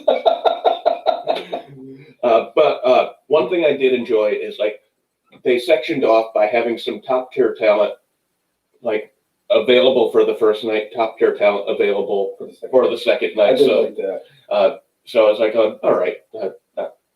That way, it's like, all right, you're not ending up with, like, Kalisto as the first draft pick on the second night. Who cares about Kalisto except for if they let him cut a promo after he's been drafted? The interesting part, what does that say? It said mic drop. Mic drop. Goddamn. She did mic drop. Wow. Woo. All right. The one thing I will say about this, and you and I have talked about this before too. I love the fact of how they did the draft before. How they used Couple to do years it back, like a few years back, where what they did was they had a guy from Raw and a guy from SmackDown go at it, or a team from Raw and a team from SmackDown, or whatever it was. It was Raw versus SmackDown. And it was a 3-hour show every single year on One Monday night. 3-hour And it was show. One 3-hour show. And that just proves how much I hate the fact that there's 3 hours of Raw. Because I used to get super psyched for the draft episode, even though it was 3 hours long. And I enjoyed watching it because I was so hyped because I'm like, I can't wait to see who goes to where and all this stuff. And it was, you got the guy, and whoever won for their show got the draft pick. So, like, let's say that they had, like, Seth Rollins go up against Roman Reigns. And it was like, all right, whoever wins gets the draft pick. And then Seth Rollins wins the match. And then every single person who was associated with SmackDown was on this little, like rolling thing. And it would be like, and then, oh my God, Cesaro's been drafted to Raw. It was that type of a deal. And then in the main event, it was 5 guys from Raw versus 5 guys in SmackDown in a battle royal. And the show that had whatever show got all people of their team eliminated, lost, and the winning team ended up getting 2 draft picks. And it always makes me think of that one time that they had a few years back, where at the beginning of Raw, SmackDown had beaten Raw in a one-on-one match, and John Cena, who was on Raw, got drafted to SmackDown. Then later on in the main event, John Cena was actually on Team SmackDown in the Battle Royal, and I want to say Randy Orton won the thing where it was either Randy Orton or Edge, now that I think about it. Won it for their team for Raw, and one of the 2 draft picks was John Cena went back to Raw that same night, and I'm like, that's the dumbest thing they've ever done. The most WWE thing that WWE's ever done. At that point, yes. Yeah. Well, no, Katie Dick and there's a couple million other WWE things that have been perfect WWE logic. Andy, I would actually endorse Frankie for the Hall of Fame over Coco. Yeah? Yep. So. What does that say? Afi did a blah after Nicole said that you're on your own. I'm gonna remember that one. Not with what obviously what Nicole said. That's really messed up. If I have a heart attack on this freaking podcast, I'm screwed either way because I have to end up going to Murder View. Right. Ugh. But so, So with the draft, I have the whole list of the draftees that went to the different shows. Kalisto did get drafted. Titus O'Neil got drafted. There was a guy who got drafted. I never even heard of him before. Right. Mitchell Friedman? Exactly. Was it Arturo Ruas? Yes. I had no idea who the hell that was. They're like, Arturo Ruas got drafted to Raw. And I'm like, who the fuck is Arturo Ruas?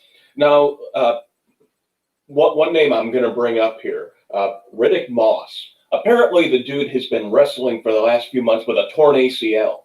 You want to talk about a tough MFer. Yeah. Like, holy crap, yeah. So, you all right there? You all right there? Nicole says she's going to blame Nia Jax if I have a heart attack during the podcast. True. I'm either going to blame her or Nia Jax. Jesus Christ. Right. I'm going to blame her, Eva Marie. For this week. Other weeks, it's Kenny Omega. It's gonna, or Tony Brown Snow or Eric. So I was the trigger for Eva Marie this week. So.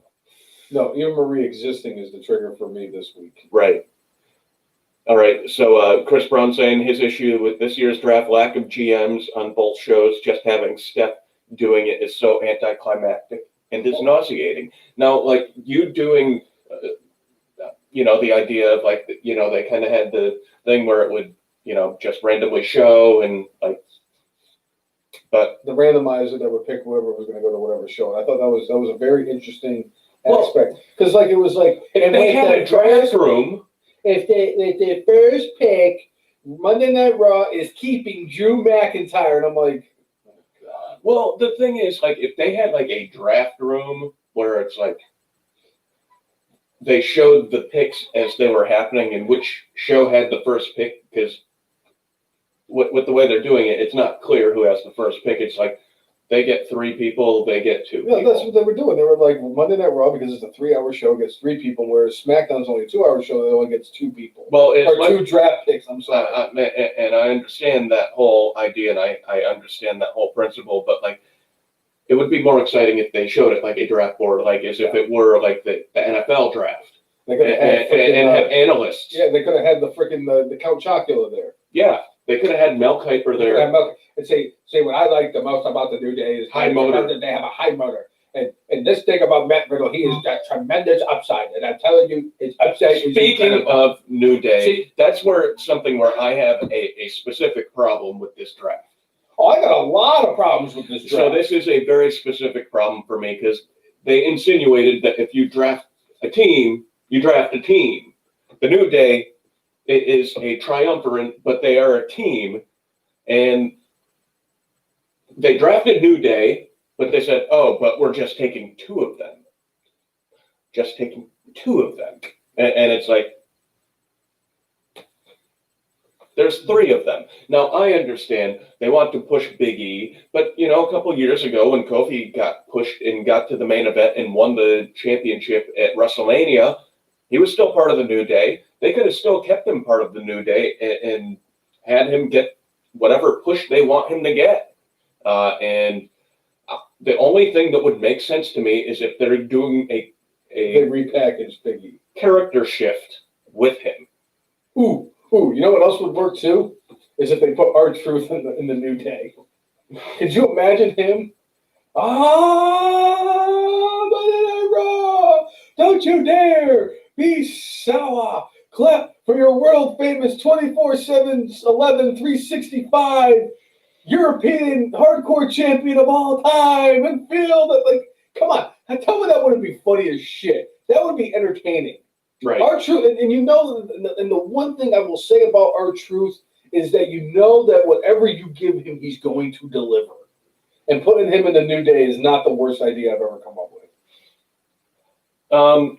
Chris, as much as Big E deserves a singles run, New Day's one of those teams where I'm they could have had them continue on forever. They sold a lot of merchandise, and apparently that's why they're still keeping the New Day with Kofi and Xavier Woods together as a team, so they can still sell merchandise, not lose that aspect. But they're losing a crucial cog in that wheel.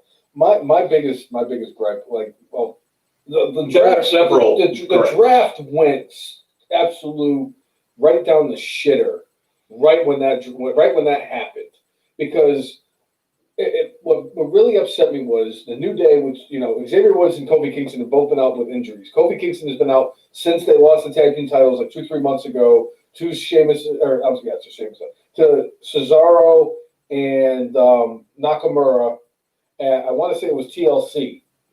And Kofi's been out with that injury. Xavier Woods was out a little bit longer because he had, I think it was a knee or an Achilles injury. Yeah, he had an Achilles. He had an Achilles injury. And it's they both come back in the same night, and they're like, you know what we're going to do? We're going to put them in a tag team match, even though they haven't even earned the right to fight for the tag team match for the tag team titles. They put them in the match. They had them go over on Nakamura and Cesaro, and then Stephanie comes out and makes the announcement that Woods and Kofi, the SmackDown Tag Team Champions, are moving to Raw. Now, what would have made sense was they maybe finally did what you and I discussed a few years ago when they did that when they did the brand split 4 years ago, was maybe they put the women's division on one show and they put the tag team division on another show. And if they had actually combined it and just made the tag team champions be one entity. But no. On Raw, this past week, they had the Street Profits, who just happens to be the Raw Tag Team Champions, get drafted to SmackDown. So what they did was, and I'll tell you right now, I give all 4 gentlemen in that situation credit, they made it as entertaining as they could, yes. But they had them switch the tag team titles, which was... it was something. I guess, it makes sense because right now, your 2 most popular tag teams in WWE are the New Day and the Street Profits. And the Street Profits, in my opinion now, are the most popular tag team in the whole thing. Obviously, with the Viking Raiders having Ivar out with the spinal injury that he had, that hopefully he's going to be out for a while. He's going to be out for a while. But Eric did get drafted. He's still on Raw. And they could have been the most popular tag team. But right now, the Street Profits are they're gold right now. Just spitballing right here. Do you sit there and put Eric in something like Retribution to add to their numbers and give him something to do? Well, they were saying that he's basically going to be more of an enhancement talent as a singles competitor. Well, that's what they're saying, but I'm just spitting out an idea. It's possible. And then when Ivar comes back, then Ivar becomes part of Retribution. Because they got shit on, and they're going to be why'd you make us do those stupid skits with the Street Profits? Why did you call us the Viking Experience? Right. Stuff like that. But, that I'm just spitballing. So, anyway. Yeah, if Ivar comes back. I mean, again, I come back to the dude on the Steelers who had a similar situation, and he just had to call it a career. So, but we shall see. But anyway, swapping tag team titles, and maybe that was a move that Fox wanted. Maybe Fox saw the New Day as not as much of an asset, more of a little bit of a liability. Because if you think about it, Xavier Woods has been dealing with injuries. Kofi Kingston has had a getting couple up there of in age. Kofi Kingston is, I mean, not to say that Kofi Kingston's old as shit, but Kofi Kingston's my age, and I'm not a spry young chicken, but for a professional wrestler who's been doing it consistently for the last 15 years, yep. it does a number on the body. And one of the things that we've talked about coronavirus-wise, it's probably helped a lot of guys heal up, actually. Absolutely. So, and hopefully, the thought of possibly either limiting or not having house shows anymore will hopefully add years onto these people's careers. That was another thing that they talked about was the word on the street now is that WWE is not going to have fans in attendance until live shows until 2022. Interesting. So they're not going to have fans in the audience. So even if they have WrestleMania at a stadium, they're not going to have fans in the stadium. That's what I'm hearing. Unless they let two people in, then I'll go. Yeah, I just want to go. Not really. I keep feeling like fate keeps telling me that WrestleMania 11 was my one shot at WrestleMania. And you were there? And I have to live with the fact that the second shittiest WrestleMania of all time is the WrestleMania I was at, and that's also to kind of I'm not gonna get into that. Never mind. Yeah, don't need to get into that. Some of the big names that actually switched brands on the 2 nights of the draft, plus the Talking Smack and Raw Talk and online and everything. I would say that the biggest name, in my opinion, the two biggest names in my opinion that swapped shows was Seth Rollins, the Monday Night Messiah, is now going to be the Friday Night Messiah. Yeah, and this one hurt me, by the way. And The Fiend is on Monday Night Raw. Yep. Granted, quite a few years back, Bray Wyatt was the only reason that Monday Night Raw was watchable for me. The Wyatt family was just fantastic. I enjoyed watching him. So one thing that we discussed about the draft, though, was in general, they took the feuds that were on Monday Night Raw and then the feuds that were on Friday Night SmackDown and now, the people who watch Monday Night Raw are not necessarily the same people who watch Friday Night SmackDown. There is a lot of cross-section, but not complete. So I'm guessing that this was Vince McMahon's way of well, these people haven't seen this, so you know what? They're not tired of it, so I'm going to sit there and keep this rolling on Monday Night Raw. That way we could get more time out of it. I do know that they like to have a very strong Latino presence on SmackDown on Friday nights. They just said that the Latino community is more inclined to watch wrestling on Friday nights than they are on Monday nights, and you don't get a bigger name in as a Latin wrestler than Rey Mysterio, and Rey Mysterio was a very strong staple of SmackDown for many years. I mean, Rey Mysterio is one of the greatest SmackDown stars of all time. So with him and Dominic moving over to SmackDown, I thought it was interesting that they were treated as a team. But I'm excited for this because I think that this now because what happened 4 years ago, I remember you brought it up too, when they did the draft 4 years ago when they did the initial split, and I was like, they really stacked the deck very heavily on Monday nights. And SmackDown was they have Randy Orton and John Cena, and and it was that was basically it. It was they had Dean Ambrose, Roman Reigns, and Seth Rollins are both on Raw. They had Dolph Ziggler. I mean, granted, Dolph Ziggler is the greatest piece of a wrestling locker room in the history of mankind because the dude's just a great competitor. And the Miz, and that was where the situation where the Miz had a chance to shine. AJ Styles, who they didn't see as a top tier guy, became a top tier guy on SmackDown. Dean Ambrose, now known as Jon Moxley, is is now one of the biggest stars in professional wrestling. He did the same thing. And they kind of just let these guys develop on SmackDown. So I look at SmackDown as like more of the opportunity show, whereas Monday Night Raw, for whatever reason, they still try to figure out as the main show, even though Fox is the one that's paying $1 bajillion a year. Well, USA is too, but I still think Fox is paying more money than USA is. So, but of the names that I saw, at least kind of near the top of the draft list, that I'm like, like Bianca Belair was drafted very high, and she got moved to SmackDown. I love that move. Which I think means opportunity zone for her. I think she's gonna really crush it. And I like the fact that, and that was another like head scratcher for me, because of the fact that Naomi, who was on SmackDown, and the whole thing was they want to keep husbands and wives, boyfriends and girlfriends on the same show. The fact that Naomi got moved to Raw and her husband, I think it's Jimmy Uso, who's out with the injury, is on a separate show than her. But they're not traveling different schedules right now. That's the main difference. They're still in the same spot. So they can still do it, especially now with what they said about not having live audiences for WWE until 2022. They can do stuff like that. But they did, because like Andrade is a free agent. I think more likely than not he's going to end up back on Raw. So speaking of Usos, Jey Uso got staying on SmackDown right now, and one thing he said in an interview lately was his dream match at WrestleMania. Do you know who it's against? His brother. Yeah.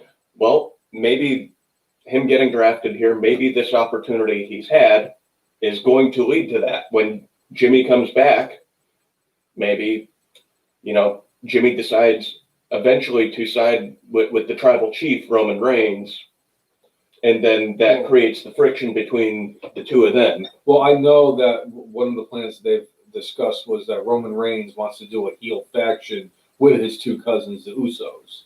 And it seems like whatever Roman wants and says is what ends up happening. Hey, I am signed up completely for whatever he wants based off of what I've seen in the last 2 months. I think it's great if they did that too, because there was always talk of like they were going to do Roman Reigns with the Authors of Pain, and I'm like, that's stupid. I'm like, it should be Roman Reigns with his cousins, because that would make a lot of sense. They could have like a heel family faction that would make a lot of sense. Anyway. One of the names that I thought was very interesting that got moved, and it really caught me here. Sheamus got moved to Raw. That means he does not have an opportunity at the Intercontinental Championship for a while. Because what they like to do is they don't like to switch those main championships. I mean, granted, they did do that the last draft where they swapped out the Universal and WWE championships when The Fiend was on Raw, who got drafted to SmackDown as Universal Champion, and Brock Lesnar was technically on SmackDown and then ended up back on Raw with the WWE Championship. And I thought, and what they like to do is they like to swap the minor championships, the mid-card titles, and they usually like to swap the Intercontinental Champion with the United States Champion, but that wasn't going to be the case because the Hurt Business, which is a faction, by the way, all got drafted to Raw in the same selection. First round. In the first round. And Bobby Lashley, who's the United States Champion, is in the Hurt Business. Sami Zayn did get drafted to SmackDown, no surprise, because they're not going to have both titles on one show. But another intriguing name that came out there was Kevin Owens got drafted to SmackDown. And I'm trying to figure out how long down the road, because you can think about it. Kevin Owens is a face.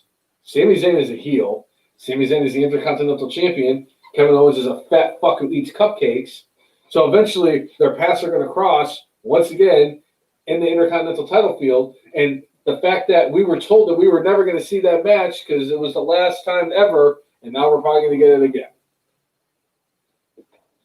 Although you brought up a good point that Kevin Owens is probably one of the next guys in line after Jey Uso's done fighting with his cousin. I could see going Captain Cupcake going up against Roman Reigns. Yeah. Because I really thought they were going to turn AJ Styles back to a face.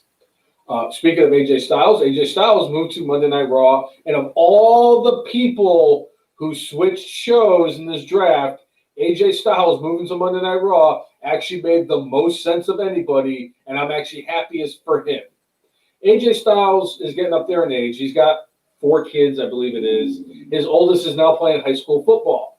High school football being played in Georgia is happening on Friday nights. And AJ said, as much as I love being part of SmackDown, me being on SmackDown prohibits me from going to see my son play football on Friday night. So obviously, that I will give kudos for one of the very few times I do, but I give kudos to WWE for actually doing something right of AJ Styles by moving him to Raw so he could watch his kid.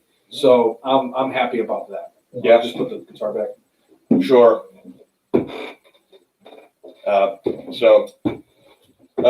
Let's see other names on there.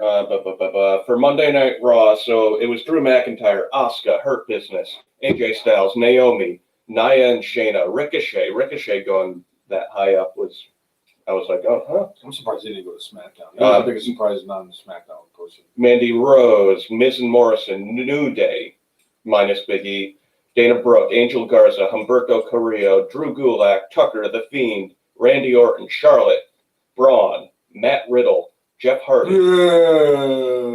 Retribution, Keith Lee, Alexa Bliss, Elias, Lacey Evans, Sheamus, Nikki Cross, R-Truth, Daba Kato, Titus O'Neil, Peyton Royce, Tozawa. I'm wondering if the Ninjas were drafted with him.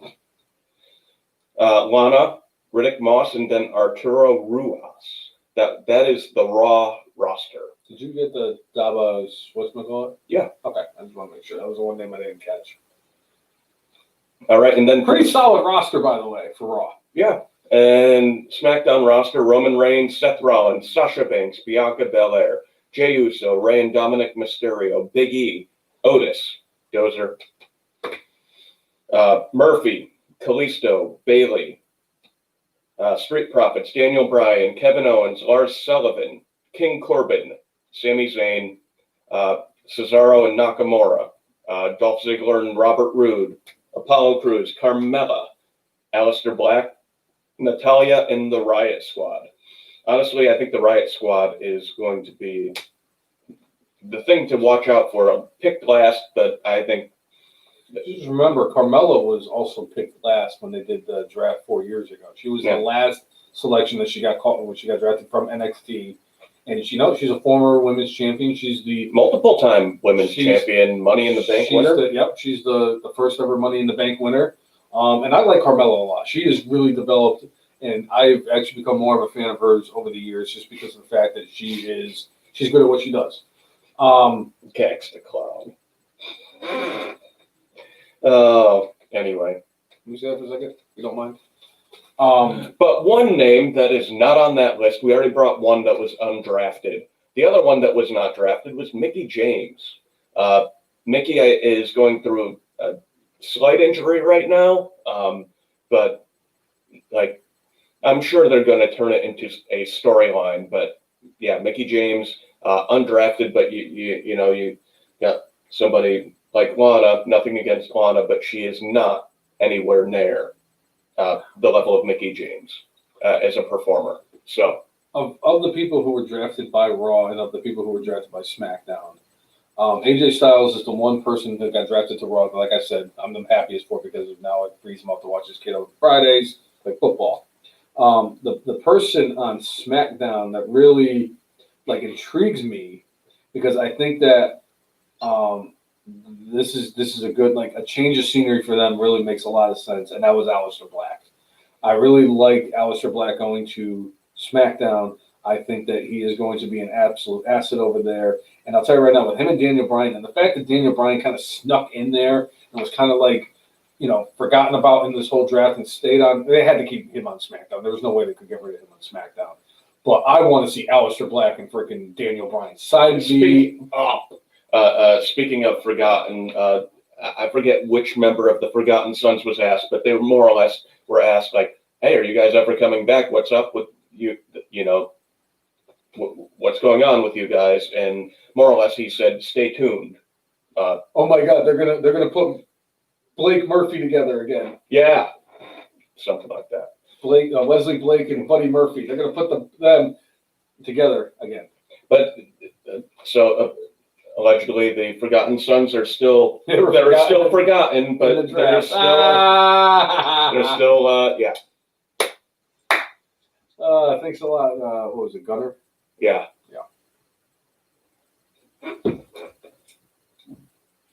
Yeah.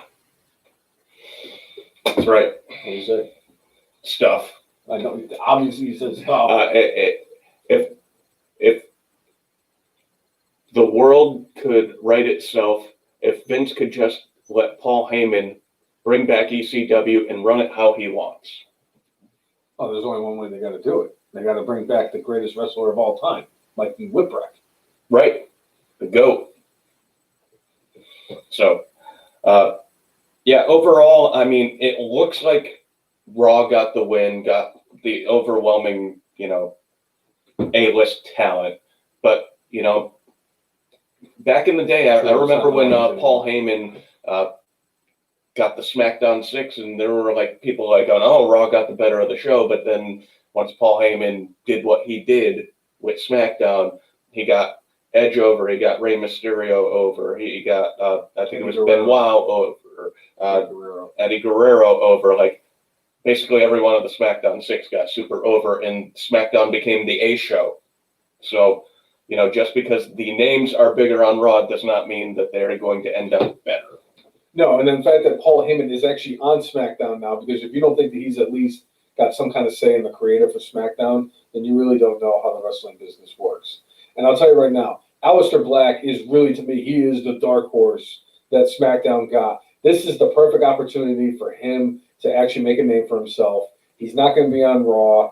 He's not going to have Vince up his ass. Well, the thing, Vince still is in creative control of SmackDown, and Vince actually sees SmackDown as the higher priority because Fox has the opportunity to get more viewers.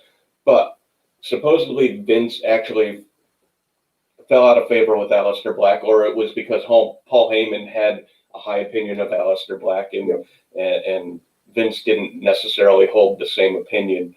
But right now, Aleister Black's kind of like going, I think I kind of took that character as far as I could, and now, we're going to be shifting it, and hopefully this will be something that hits. And it's like, as we know with Vince McMahon, he can hate you today, but he could wake up tomorrow and all of a sudden have like a man crush and be like, I love this. This is the greatest thing ever. This is such good shit, pal. So, hopefully the senile old man will finally see the light in the black. You see what I did there? See what I did there? Aleister Black, light. You see what I did? Yep. Yeah. That was about as good as some of your stuff. My stuff is gold. You know why I know my stuff is gold? Is because Jacinta gives me the stamp of approval every time I come up with my jokes. Your mother is the funniest person on Facebook, by the way. Sure. We'll go with that. I think the funniest person on Facebook is either Gags the Clown or my friend Pam Bandy.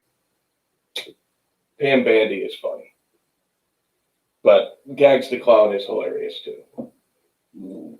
And if you get an opportunity, make sure during this Halloween season you check out Gags the Clown. It's on Amazon Prime, and it is now worldwide distribution of Gags the Clown. So make sure you get out there and watch that. Anyway, so that was the draft, and I think we hit on just about everything here on the list. Except for one thing. We need to do our good and bad and brainless. This is going to be fucking fun. I've never been more excited for a good, bad, and brainless. And don't mind me. You're fine. I just. No, I know. You do what you got to do for you. Yeah. And the podcast. Yeah. And for the Snickle Fritz on the ground. Yeah. So, Cousin Jay, what is your good for this week? I'm going with the return of the GOAT, Elias. I love Elias, and was bummed when he got hurt, and the fact that it was Elias attacking Jeff Hardy. It feeds into the storyline, but apparently he still believes that Jeff Hardy is the one who ran him over, not Sheamus. But you know, It's a shame. I just love. I love Elias and the fact that he is back and he is a heel. Tremendous. Love it. That's my good. My good for this week. Damn it, Jay, you stole my good. I was actually going to go with Elias because nobody saw it coming. Yeah. My good for this week, I'm going to give it to Orange Cassidy because this dude keeps getting opportunities. Like, and I'll tell you right now, because like they just celebrated this past Wednesday. They celebrated the 1-year anniversary of AEW Dynamite on TV, and where they have come from at that point to where they are now. Where Orange Cassidy, I used to make fun of Orange Cassidy because he used to wrestle with his hands in his pockets, with his his torn up And shoes now, and everything. Now I probably got. It's one of your favorite things to watch. He is now he's one of my favorite wrestlers in the entire business, and I think that him and Cody getting that match, and then they did the 20-minute draw, which was the perfect way to do it because neither one of them looks weaker. They both still look strong. It goes out there and it shows that obviously Cody Rhodes is one of the better wrestlers in the world, but it also gave Orange Cassidy a chance and opportunity He got the to rub, prove man. himself that he can actually go with some of the best wrestlers in this world. And mark my words, we will be sitting on this podcast talking about AEW World Heavyweight Champion Orange Cassidy. Mark my words. I know I'm not the greatest. I know I'm not the greatest when it comes to predicting stuff. I know that I've only been 1 out of whatever it was when it comes to prediction. It was a great one, though. But I'm telling you right now, Orange Cassidy will be AEW World Heavyweight Champion. The brainless one has spoken. All right. My bad for this week is the split up of the New Day. As much as I know that Big E should have an opportunity to go out on his own, splitting them up makes no sense unless they're going to have Big E make a character shift. I don't see them doing a swift character shift, but I could be wrong. But I just didn't like how it went down. So that's my bad. My bad. And we found out last Saturday. Friday we found out one aspect of it, but the other shoe fell on last Saturday.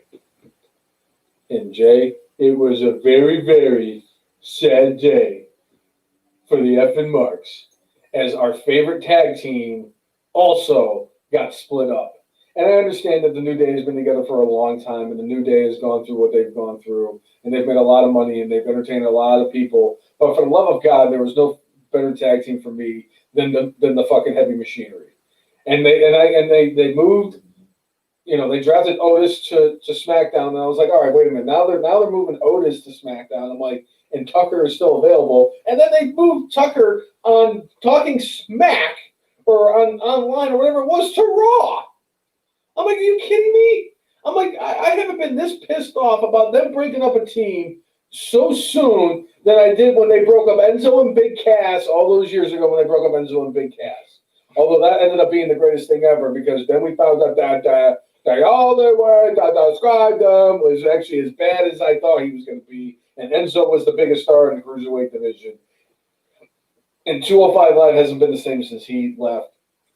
Right. I don't know what they're doing. They just feel like they keep punishing Otis Dosovich because they moved Mandy Rose to Raw. The Miz and Morrison got her over to Raw about a month ago. Now she got drafted there officially. And now you got Tucker now on Raw. And now it's like you just got the Dozer. Are they I want actually to see if he can swim on his own. I want to see.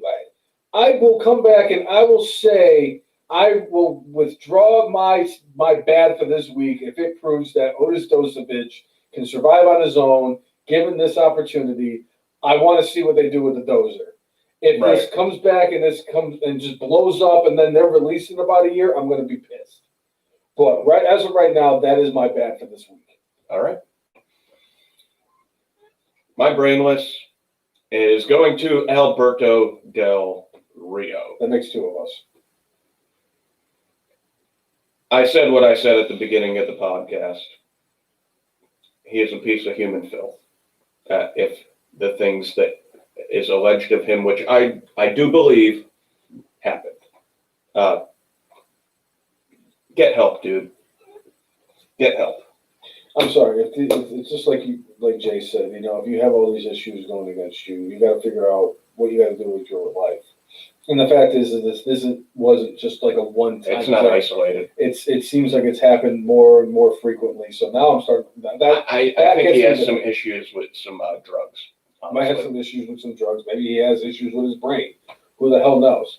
Could be both. Either way, I'm sorry. Del Rio definitely deserves the brainless for this week. There was no question about it. I was gonna make it them breaking up freaking heavy machinery, but I'm like, that's just bad. It's not fucking brainless because Alberto Del Rio is brainless. Yeah. But you already knew that. Yeah. So if you like what you've seen this week, whether you are a first-time viewer or somebody who's tuned in on a regular basis, make sure you like us on Facebook, follow us on Twitter, follow us on Periscope, follow us on Instagram, and subscribe to us on YouTube at the E, the letter T, the letter H, the letter E, the letter F, the letter N, M-A-R-K-S, the F and Marks. If you like, follow, and subscribe to us on all those outlets. We will do the same back. That has always been our motto. Yeah. And with the Wrestling Marks page, we are there live almost every Saturday. I'd say like 99 out of 100. We're live here most Saturdays around noon. And make sure you set up notifications for when we go live, that it will inform you that we are live, so you can join in with the conversation. All elite marks. Right. You said Wrestle Marks. Right. So I just Yeah. You are correct. Somebody had a brainless moment and it wasn't the brainless one. Right. You're going to make yourself have a heart attack. And Nicole's not going to be here to save you. Look, I could already see the blood rushing to your head. I was right. I wasn't the brainless one for something on the podcast. Woo! Yeah. I get it, PD. I know what time it is. But before we go, there is one more thing. What is it? That this is episode 195. Yes. And you and I have missed episodes here and there. We got filled in or we did it our own or whatever. But there is one person in particular who today, on October 17th, 2020, at an astonishing 1,899 days, Epic Marks Hall of Famer, cut his eyes up! It's no lie. In 2015. Yeah.